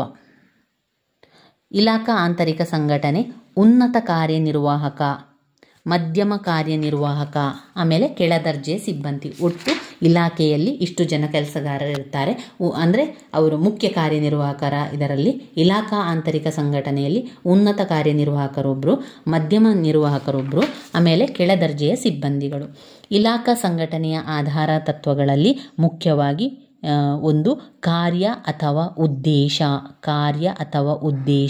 ಕಾರ್ಯದ ವಿಧಾನ, ಕಾರ್ಯವಿಧಾನ, ಕಕ್ಷಿದಾರರ ತತ್ವ. ಕಕ್ಷಿದಾರರ ತತ್ವದಲ್ಲಿ ಏನು ಮಾಡ್ತಾರೆ? ಇಂತಹ ಸೇವೆಯನ್ನು ಪಡೆಯುವ ವರ್ಗವೇ ಕಕ್ಷಿದಾರರು. ಒಂದು ವರ್ಗದ ವ್ಯಕ್ತಿಗಳ ಸೇವೆಗಾಗಿ ಇಲಾಖೆ ರಚಿಸಲಾಗುವಂಥದ್ದು. ಯುವಜನ ಕಲ್ಯಾಣ ಇಲಾಖೆ, ನಿರಾಶ್ರಿತರ ಪುನರ್ವಸತಿ ಕೇಂದ್ರ, ಪರಿಶಿಷ್ಟ ವರ್ಗ, ಪರಿಶಿಷ್ಟ ಜಾತಿ ಇವರಿಗೆಲ್ಲ ಸಹಾಯವನ್ನು ಮಾಡುವಂಥದ್ದು ಕಕ್ಷಿದಾರರ ತತ್ವ. ಭೌಗೋಳಿಕ ತತ್ವದಲ್ಲಿ ಏನೆಲ್ಲ ಬರ್ತದೆ? ರೈಲ್ವೆ ಆಡಳಿತವನ್ನು ಈಶಾನ್ಯ, ಆಗ್ನೇಯ, ಉತ್ತರ, ದಕ್ಷಿಣ, ಪೂರ್ವ, ಪಶ್ಚಿಮ ವಲಯ ಕೇಂದ್ರಗಳಾಗಿ ವರ್ಗೀಕರಿಸಿ ಇಡೀ ರೈಲ್ವೆ ಆಡಳಿತವನ್ನು ವಿಭಾಗಗಳಾಗಿ ವಿಂಗಡಿಸಿ ನಿರ್ವಹಣಾ ಜವಾಬ್ದಾರಿಯನ್ನು ಒಂದೊಂದು ವಲಯಕ್ಕೆ ವಹಿಸಿಕೊಡುವಂಥದ್ದು. ಇಲಾಖಾ ಸಂಘಟನೆಯ ತತ್ವದಲ್ಲಿ ಕಾರ್ಯ ಅಥವಾ ಉದ್ದೇಶ, ಕಾರ್ಯದ ವಿಧಾನ, ಕಕ್ಷಿದಾರರ ತತ್ವ, ಭೌಗೋಳಿಕ ತತ್ವವನ್ನು ಒಳಗೊಂಡಿರುವಂಥದ್ದು. ಇನ್ನು ಬರುವಂತಹ 10 ಅಂಕದ ಪ್ರಶ್ನೆ, ಸಾರ್ವಜನಿಕ ನಿಗಮಗಳ ಲಕ್ಷಣಗಳೇನು? ಸಾರ್ವಜನಿಕ ನಿಗಮದ ಅರ್ಥ, ಅದಾದ ನಂತರ ಸಾರ್ವಜನಿಕ ನಿಗಮದ ಲಕ್ಷಣಗಳಿದೆ. ಅವರು ಪಾಯಿಂಟ್ಸ್ ರೀತಿಯಲ್ಲಿ ಕೊಟ್ಟಿದ್ರು, ಅದನ್ನು ನಾವು ಸಣ್ಣದಾದ ಪಾಯಿಂಟ್ಸನ್ನು ಮಾಡಿಕೊಂಡು ಓದ್ಕೊಳ್ಳುವ. ಸಾರ್ವಜನಿಕ ನಿಗಮದ ಲಕ್ಷಣಗಳನ್ನು ತುಂಬಾ ಇಂಪಾರ್ಟೆಂಟ್ ಆಗಿರುವಂಥದ್ದು 10 ಅಂಕಕ್ಕೆ ಕೇಳಿದ್ದಾರೆ. ಸಾರ್ವಜನಿಕ ನಿಗಮಗಳ ಲಕ್ಷಣಗಳು 10 ಅಂಕಕ್ಕೆ ಕೇಳುವಂತಹ ಪ್ರಶ್ನೆ. ಸಾರ್ವಜನಿಕ ನಿಗಮಗಳ ಲಕ್ಷಣಗಳು. ಸಾರ್ವಜನಿಕ ನಿಗಮ ಅಂದರೆ ಅರ್ಥ ಏನು? ಮೊದಲಿಗೆ ಅರ್ಥವನ್ನು ತಿಳ್ಕೊಳ್ಬೇಕು. ಸರಕಾರಿ ನಿಗಮಗಳನ್ನೇ ಸಾರ್ವಜನಿಕ ನಿಗಮ ಅಂತ ಕರೆಯುವಂಥದ್ದು.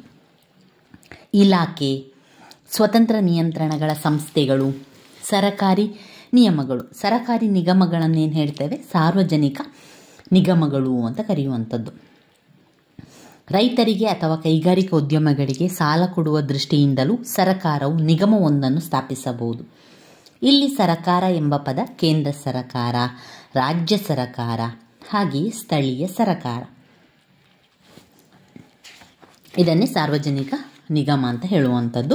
ಸರಕಾರಿ ನಿಗಮ ಒಂದು ಸರಕಾರಿ ಒಂದು ಸಂಸ್ಥೆಯನ್ನೇ ಸಾರ್ವಜನಿಕ ನಿಗಮ ಅಂತ ಹೇಳುವಂಥದ್ದು. ಸಾರ್ವಜನಿಕ ನಿಗಮದ ಲಕ್ಷಣಗಳನ್ನು ಹೇಳ್ತಾ ಹೋಗ್ತಾನೆ. ಅವರು ಸ್ವಲ್ಪ ದೊಡ್ಡ ಉತ್ತರವನ್ನು ಕೊಟ್ಟಿದ್ದಾರೆ, ನಾವು ಸ್ವಲ್ಪ ಸಣ್ಣದಾಗಿ ಸಣ್ಣ ಉತ್ತರಗಳನ್ನು ತಗೊಳ್ಳುವ. ಕಾನೂನಿನ ದೃಷ್ಟಿಯಲ್ಲಿ ಒಂದು ವ್ಯಕ್ತಿ ಎಂದು ಪರಿಗಣಿಸಲಾಗುತ್ತದೆ. ಕಾನೂನಿನ ದೃಷ್ಟಿಯಲ್ಲಿ ಒಂದು ವ್ಯಕ್ತಿ ಎಂದು ಪರಿಗಣಿಸಲಾಗಿರುತ್ತದೆ. ನಿಗಮವೊಂದನ್ನು ರಚಿಸಬೇಕಾದರೆ ಕಾನೂನು ಮಾಡಿ ರಚಿಸಬೇಕಾಗುತ್ತದೆ. ಸಾರ್ವಜನಿಕ ನಿಗಮಗಳ ಲಕ್ಷಣಗಳಲ್ಲಿ ಕಾನೂನಿನ ದೃಷ್ಟಿಯಲ್ಲಿ ಒಂದು ವ್ಯಕ್ತಿ ಎಂದು ಪರಿಗಣಿಸಲಾಗುತ್ತದೆ. 2, ನಿಗಮವೊಂದನ್ನು ರಚಿಸಬೇಕಾದರೆ ಕಾನೂನು ಮಾಡಿ ರಚಿಸಬೇಕು.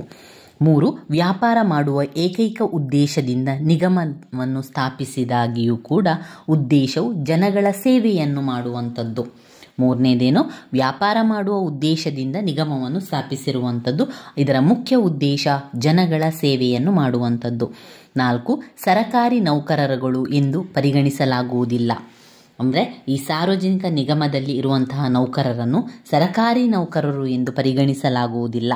ಉದಾಹರಣೆಗೆ ಇಂಡಿಯನ್ ಏರ್ಲೈನ್ಸ್ ನಿಗಮದಲ್ಲಿ ಕರ್ತವ್ಯ ನಿರ್ವಹಿಸುತ್ತಿರುವಂತಹ ಎಂತಹ ಉನ್ನತ ಉದ್ಯೋಗಿಯಾಗಲಿ ಅದು ಸರಕಾರದ ನೌಕರರ ಎನ್ನಿಸಿಕೊಳ್ಳಲಾರರು. 5ನೇ ಪಾಯಿಂಟ್, ಯಾವ ಉದ್ದೇಶಕ್ಕೋಸ್ಕರ ಸ್ಥಾಪಿಸಲಾಗಿರುತ್ತದೆಯೋ ಅದೇ ಉದ್ದೇಶವನ್ನು ನಿಗಮ ನಿರ್ವಹಿಸಬೇಕು. ಉದಾಹರಣೆಗೆ ಕರ್ನಾಟಕ ರಾಜ್ಯ ರಸ್ತೆ ಸಾರಿಗೆ ನಿಗಮವು ಬಸ್ಗಳನ್ನು ಓಡಿಸಿ ಜನಸೇವೆ ಮಾಡುವ ಉದ್ದೇಶದಿಂದ ಬಸ್ಸುಗಳನ್ನು ಪಡೆದುಕೊಂಡಿದ್ದರೆ ಅದನ್ನು ಆ ಒಂದು ವ್ಯಾಪಾರವೇ ಮಾಡಬೇಕೇ ಹೊರತು ಬೇರೆ ವ್ಯಾಪಾರವನ್ನು ಮಾಡತಕ್ಕದ್ದಲ್ಲ. ಶಾಸನಕ್ಕೆ ತಿದ್ದುಪಡಿಯನ್ನು ಒಂದು ವೇಳೆ ಬದಲಾವಣೆ ಮಾಡಬೇಕು ಅಂತಾದರೆ ಶಾಸನಕ್ಕೆ ತಿದ್ದುಪಡಿಯನ್ನು ತರಬೇಕಾಗುತ್ತದೆ. 6ನೇ ಪಾಯಿಂಟ್, ನಿಗಮವು ಶಾಸಕಾಂಗದ ಹತೋಟಿಯಿಂದ ಬಹುಮಟ್ಟಿಗೆ ಸ್ವಾಯತ್ತತೆಯನ್ನು ಪಡೆಯುತ್ತದೆ.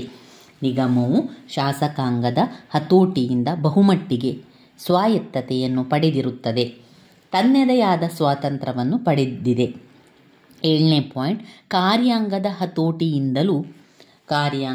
ಹತೋಟಿಯಿಂದಲೂ ಸಾಕಷ್ಟು ಸ್ವಾತಂತ್ರ್ಯ ಅಥವಾ ಸ್ವಾಯತ್ತತೆಯನ್ನು ಪಡೆದಿರುತ್ತದೆ. ಕಾರ್ಯಾಂಗದ ಹತೋಟಿಯಿಂದಲೂ ಕೂಡ ಸಾಕಷ್ಟು ಸ್ವಾತಂತ್ರ್ಯ ಮತ್ತು ಸ್ವಾಯತ್ತತೆಯನ್ನು ಪಡೆದಿರುತ್ತದೆ. ಒಟ್ಟು 7 ಪಾಯಿಂಟ್ ಸಾರ್ವಜನಿಕ ನಿಗಮದ ಲಕ್ಷಣಗಳಲ್ಲಿ ಬರುವಂಥದ್ದು. ಇನ್ನು ಮುಂದಿನ ಮುಖ್ಯವಾದ ಪ್ರಶ್ನೆ ಯಾವುದು ಅಂತ ನೋಡುವ. ಪದೇ ಪದೇ ರಿಪೀಟ್ ಆಗಿರುವಂತಹ ಪ್ರಶ್ನೆಗಳ ಉತ್ತರವನ್ನಷ್ಟೇ ಕಲಿತರೆ ಸಾಕು. ಸಮಯ ಇದ್ದರೆ ಬೇರೆಯನ್ನು ಕೂಡ ನೋಡಿಕೊಳ್ಳಿ. ಆದರೆ ಪ್ರಶ್ನೆ ಪತ್ರಿಕೆಯಲ್ಲಿ ಬಂದಿರುವಂತಹ ಪ್ರಶ್ನೆಗಳನ್ನಷ್ಟು ನೋಡಿಕೊಂಡ್ರೆ ಅದನ್ನೇ ರಿಪೀಟ್ ಆಗಿ ಕೊಡ್ತಾರೆ. ನಾಗರಿಕ ಸೇವಾ ವರ್ಗದ ಲಕ್ಷಣಗಳು. ನಾಗರಿಕ ಸೇವಾ ವರ್ಗದ ಲಕ್ಷಣಗಳೇನು? ಅಂತ ಕೇಳಿರುವಂಥದ್ದು. ನಾಗರಿಕರ ಸೇವೆ ಎನ್ನುವಂಥ ಅರ್ಥವೇನು? ನಾಗರಿಕರ ಸೇವೆ ಅಂದರೆ ಸಾರ್ವಜನಿಕ ಸೇವೆ. ಸಾರ್ವಜನಿಕ ನಿಗಮ ಅಂದರೆ ಅದು ಸರಕಾರಿ ನಿಗಮ, ಅದೆಲ್ಲ ಒಂದೇ ರೀತಿ ನೋಡಿ. ಆಡಳಿತ ಸೇವೆ, ನಾಗರಿಕರ ಆಡಳಿತ ಸೇವೆ ಎನ್ನುವಂಥ ಸಾರ್ವಜನಿಕ ಸೇವೆಯೇ. ನಾಗರಿಕ ಸೇವಾ ವರ್ಗ ಅಂತ ಕರೆಯುವಂಥದ್ದು. ನಾಗರಿಕ ಸೇವಾ ವರ್ಗದ ಲಕ್ಷಣಗಳು: ವೃತ್ತಿನಿರತ ವರ್ಗ, ವೃತ್ತಿನಿರತ ವರ್ಗ, ವೃತ್ತಿನಿರತ ವರ್ಗ, ಕ್ರಮಬದ್ಧ ಶ್ರೇಣಿ ಪದ್ಧತಿ, ಕ್ರಮಬದ್ಧವಾದ ಶ್ರೇಣಿ ಪದ್ಧತಿ, ರಾಜಕೀಯ ತಾಟಸ್ಥ್ಯತೆ, ರಾಜಕೀಯ ತಾಟಸ್ಥ್ಯತೆ, ಅನಾಯಕತ್ವ ಅಂದರೆ ಅನಾಮಧೇಯತ್ವ, ಅನಾಯಕತ್ವ ಅಥವಾ ಅನಾಮಧೇಯತ್ವ, ನಿಷ್ಪಕ್ಷಪಾತತೆ ಅಂದರೆ ಪಕ್ಷಪಾತ ಮಾಡುವುದಿಲ್ಲ. ಇಲ್ಲಿ ನಾಗರಿಕತೆ ಸೇವೆಯಲ್ಲಿ ಎಲ್ಲರಿಗೂ ಸಮಾನವಾಗಿ ಸೇವೆಯನ್ನು ಕೊಡ್ತದೆ, ನಿಷ್ಪಕ್ಷಪಾತವಾಗಿ ಇರ್ತದೆ. ಕಾನೂನಿನ ಆಧಾರ ಬೇಕು, ಸೇವಾ ಮನೋಭಾವ, ಕಾನೂನಿನ ಆಧಾರ ಬೇಕು, ಸೇವಾ ಮನೋಭಾವ ಬೇಕು. ಸಾರ್ವಜನಿಕ ಹೊಣೆಗಾರಿಕೆ ಕೂಡ ಇದೆ, ಹೆಚ್ಚುತ್ತಿರುವ ಅಧಿಕಾರ, ಸಾರ್ವಜನಿಕ ಹೊಣೆಗಾರಿಕೆ, ಹೆಚ್ಚುತ್ತಿರುವ ಅಧಿಕಾರ. ಮತ್ತೊಮ್ಮೆ ಪಾಯಿಂಟ್ಸನ್ನು ಹೇಳ್ತಾ ಹೋಗ್ತೇನೆ. 5 ಅಂಕಕ್ಕೂ ಕೂಡ ಕೇಳಿದ್ದಾರೆ, 10 ಅಂಕಕ್ಕೂ ಕೂಡ ಕೇಳಿರುವಂತಹ ಪ್ರಶ್ನೆ. ನಾಗರಿಕ ಸೇವಾ ವರ್ಗದ ಲಕ್ಷಣಗಳು: ವೃತ್ತಿನಿರತ ವರ್ಗ, ವೃತ್ತಿನಿರತ ವರ್ಗ, ಕ್ರಮಬದ್ಧ ಶ್ರೇಣಿ ಪದ್ಧತಿ, ಕ್ರಮಬದ್ಧವಾದ ಶ್ರೇಣಿ ಪದ್ಧತಿ, ರಾಜಕೀಯ ತಾಟಸ್ಥ್ಯತೆ, ರಾಜಕೀಯ ತಾಟಸ್ಥ್ಯತೆ, ಅನಾಯಕತ್ವ ಅಥವಾ ಅನಾಮಧೇಯತ್ವ, ನಿಷ್ಪಕ್ಷಪಾತತೆ, ನಿಷ್ಪಕ್ಷಪಾತತೆ, ಕಾನೂನಿನ ಆಧಾರ ಏನು? ಕಾನೂನಿನ ಆಧಾರ, ಸೇವಾ ಮನೋಭಾವ, ಸೇವಾ ಮನೋಭಾವ, ಸಾರ್ವಜನಿಕ ಹೊಣೆಗಾರಿಕೆ, ಸಾರ್ವಜನಿಕ ಹೊಣೆಗಾರಿಕೆ, ಹೆಚ್ಚುತ್ತಿರುವ ಅಧಿಕಾರ, ಹೆಚ್ಚುತ್ತಿರುವಂತಹ ಅಧಿಕಾರ. ನಾಗರಿಕ ಸೇವಾ ವರ್ಗದ ಕಾರ್ಯಗಳು ಮತ್ತು ಪಾತ್ರಗಳು. ನಾಗರಿಕ ಸೇವಾ ವರ್ಗದ ಕಾರ್ಯಗಳೇನು, ಪಾತ್ರಗಳೇನು, ಏನೆಲ್ಲ ಕೆಲಸ ಕಾರ್ಯಗಳನ್ನು ಮಾಡ್ತದೆ ಅದು ಸಲಹೆಯನ್ನು ನೀಡ್ತದೆ. ಯಾರಿಗೆ? ನಮಗೆ, ಜನರಿಗೆ, ಸಾರ್ವಜನಿಕರಿಗೆ ಕೊಡುವಂಥದ್ದು. ಸಲಹೆ ನೀಡುವುದು, ಕಾನೂನುಗಳನ್ನು ಜಾರಿಗೊಳಿಸುವುದು, ನೀತಿ ನಿರೂಪಣೆ ಮಾಡುವುದು, ನಿಯೋಜಿತ ಶಾಸನ, ಆಡಳಿತಾತ್ಮಕ ನ್ಯಾಯ ತೀರ್ಮಾನ, ಆಡಳಿತ ಸುಧಾರಣೆ, ಪಾತ್ರ. ಇವಿಷ್ಟು ಕಾರ್ಯ ಮತ್ತು ಪಾತ್ರವನ್ನು ನಾಗರಿಕ ಸೇವಾ ವರ್ಗವು ಮಾಡ್ತದೆ. ಮತ್ತೊಮ್ಮೆ ಪಾಯಿಂಟ್ಸ್ ಹೇಳ್ತಾ ಹೋಗ್ತೇನೆ. ಸಲಹೆ ನೀಡುವುದು ಏನು ಮಾಡ್ತದೆ? ಸಲಹೆ ನೀಡುವುದು. 2, ಕಾನೂನುಗಳನ್ನು ಜಾರಿಗೊಳಿಸುವುದು, ಕಾನೂನುಗಳನ್ನು ಜಾರಿಗೊಳಿಸುವುದು. 3, ನೀತಿ ನಿರೂಪಣೆ, ನೀತಿ ನಿರೂಪಣೆ. 4, ನಿಯೋಜಿತ ಶಾಸನ, ನಿಯೋಜಿತ ಶಾಸನ. 5, ಆಡಳಿತಾತ್ಮಕ ನ್ಯಾಯ ತೀರ್ಮಾನ, ಆಡಳಿತಾತ್ಮಕ ನ್ಯಾಯ ತೀರ್ಮಾನ. 6, ಆಡಳಿತ ಸುಧಾರಣೆ, 6, ಆಡಳಿತ ಸುಧಾರಣೆ. 7, ಪಾತ್ರ. 7 ಪಾತ್ರ. ನಾಗರಿಕ ಸೇವಾ ವರ್ಗದ ಕಾರ್ಯಗಳು ಮತ್ತು ಪಾತ್ರಗಳಲ್ಲಿ ಇನ್ನೊಮ್ಮೆ ಪಾಯಿಂಟ್ಸ್ ಹೇಳ್ತಾ ಹೋಗ್ತೇನೆ, ಸರಿಯಾಗಿ ತಿಳ್ಕೊಳ್ಳಿ. ಸಲಹೆ ನೀಡುವುದು, ಕಾನೂನುಗಳನ್ನು ಜಾರಿಗೊಳಿಸುವುದು, ನೀತಿ ನಿರೂಪಣೆ, ನಿಯೋಜಿತ ಶಾಸನ, ಆಡಳಿತಾತ್ಮಕ ನ್ಯಾಯ ತೀರ್ಮಾನ, ಆಡಳಿತ ಸುಧಾರಣೆ ಮತ್ತು ಪಾತ್ರ. ಇನ್ನು ಇದರಲ್ಲಿ ಯಾವುದು ಓದ್ಕೊಳ್ಳಿಕ್ಕೆ ಇರುವಂಥದ್ದು?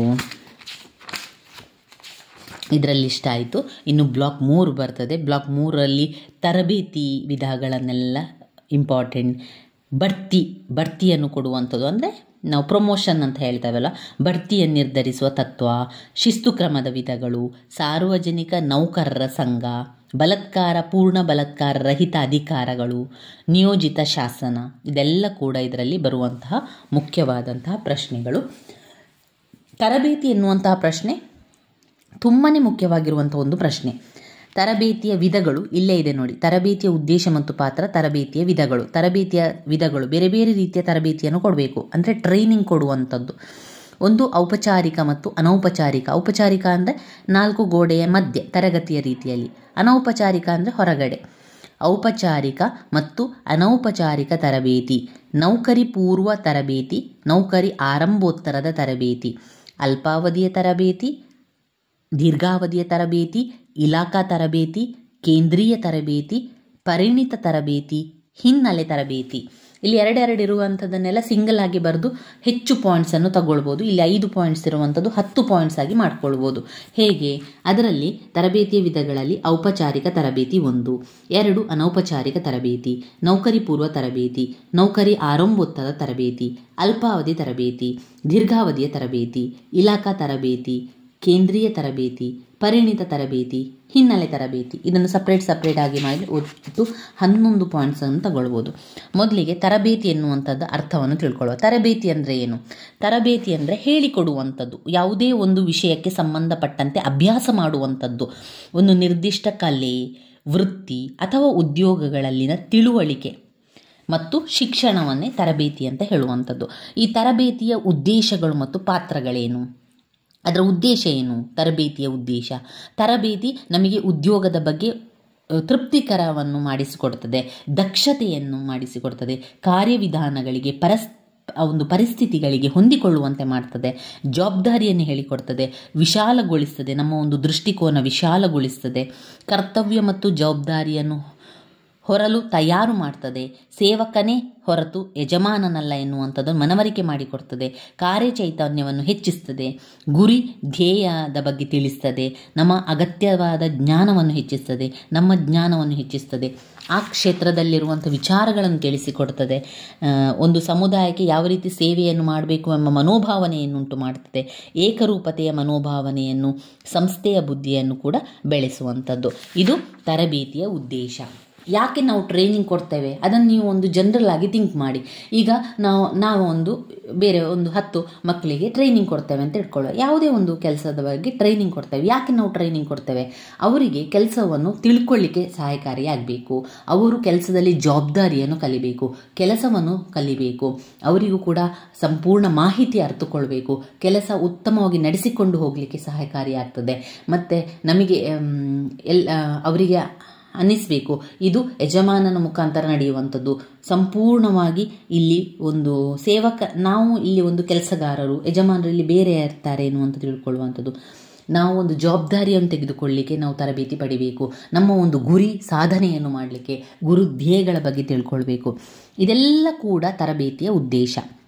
ಅದು ನಮಗೆ ತೃಪ್ತಿಪಡಿಸ್ತದೆ, ದಕ್ಷತೆಯಿಂದ ಕೆಲಸ ಮಾಡಲಿಕ್ಕೆ ಸಹಕಾರಿಯಾಗ್ತದೆ, ನಮಗೆ ಕೆಲಸದಲ್ಲಿ ಆಸಕ್ತಿಯನ್ನು ಮೂಡಿಸ್ತದೆ, ಉತ್ತಮ ರೀತಿ ಕೆಲಸ ಮಾಡಲಿಕ್ಕೆ ಸಹಾಯ ಆಗ್ತದೆ, ಹೆಚ್ಚು ಕೆಲಸಗಳನ್ನು ಮಾಡುವಂತಹ ಒಂದು ಹುರುಪು ಬರ್ತದೆ. ಇದೆಲ್ಲ ಕೂಡ ತರಬೇತಿಯ ಉದ್ದೇಶ. ಅದನ್ನು ನೀವು ಜನರಲ್ ಆಗಿ ಬರಿತಾ ಹೋಗ್ಬೋದು.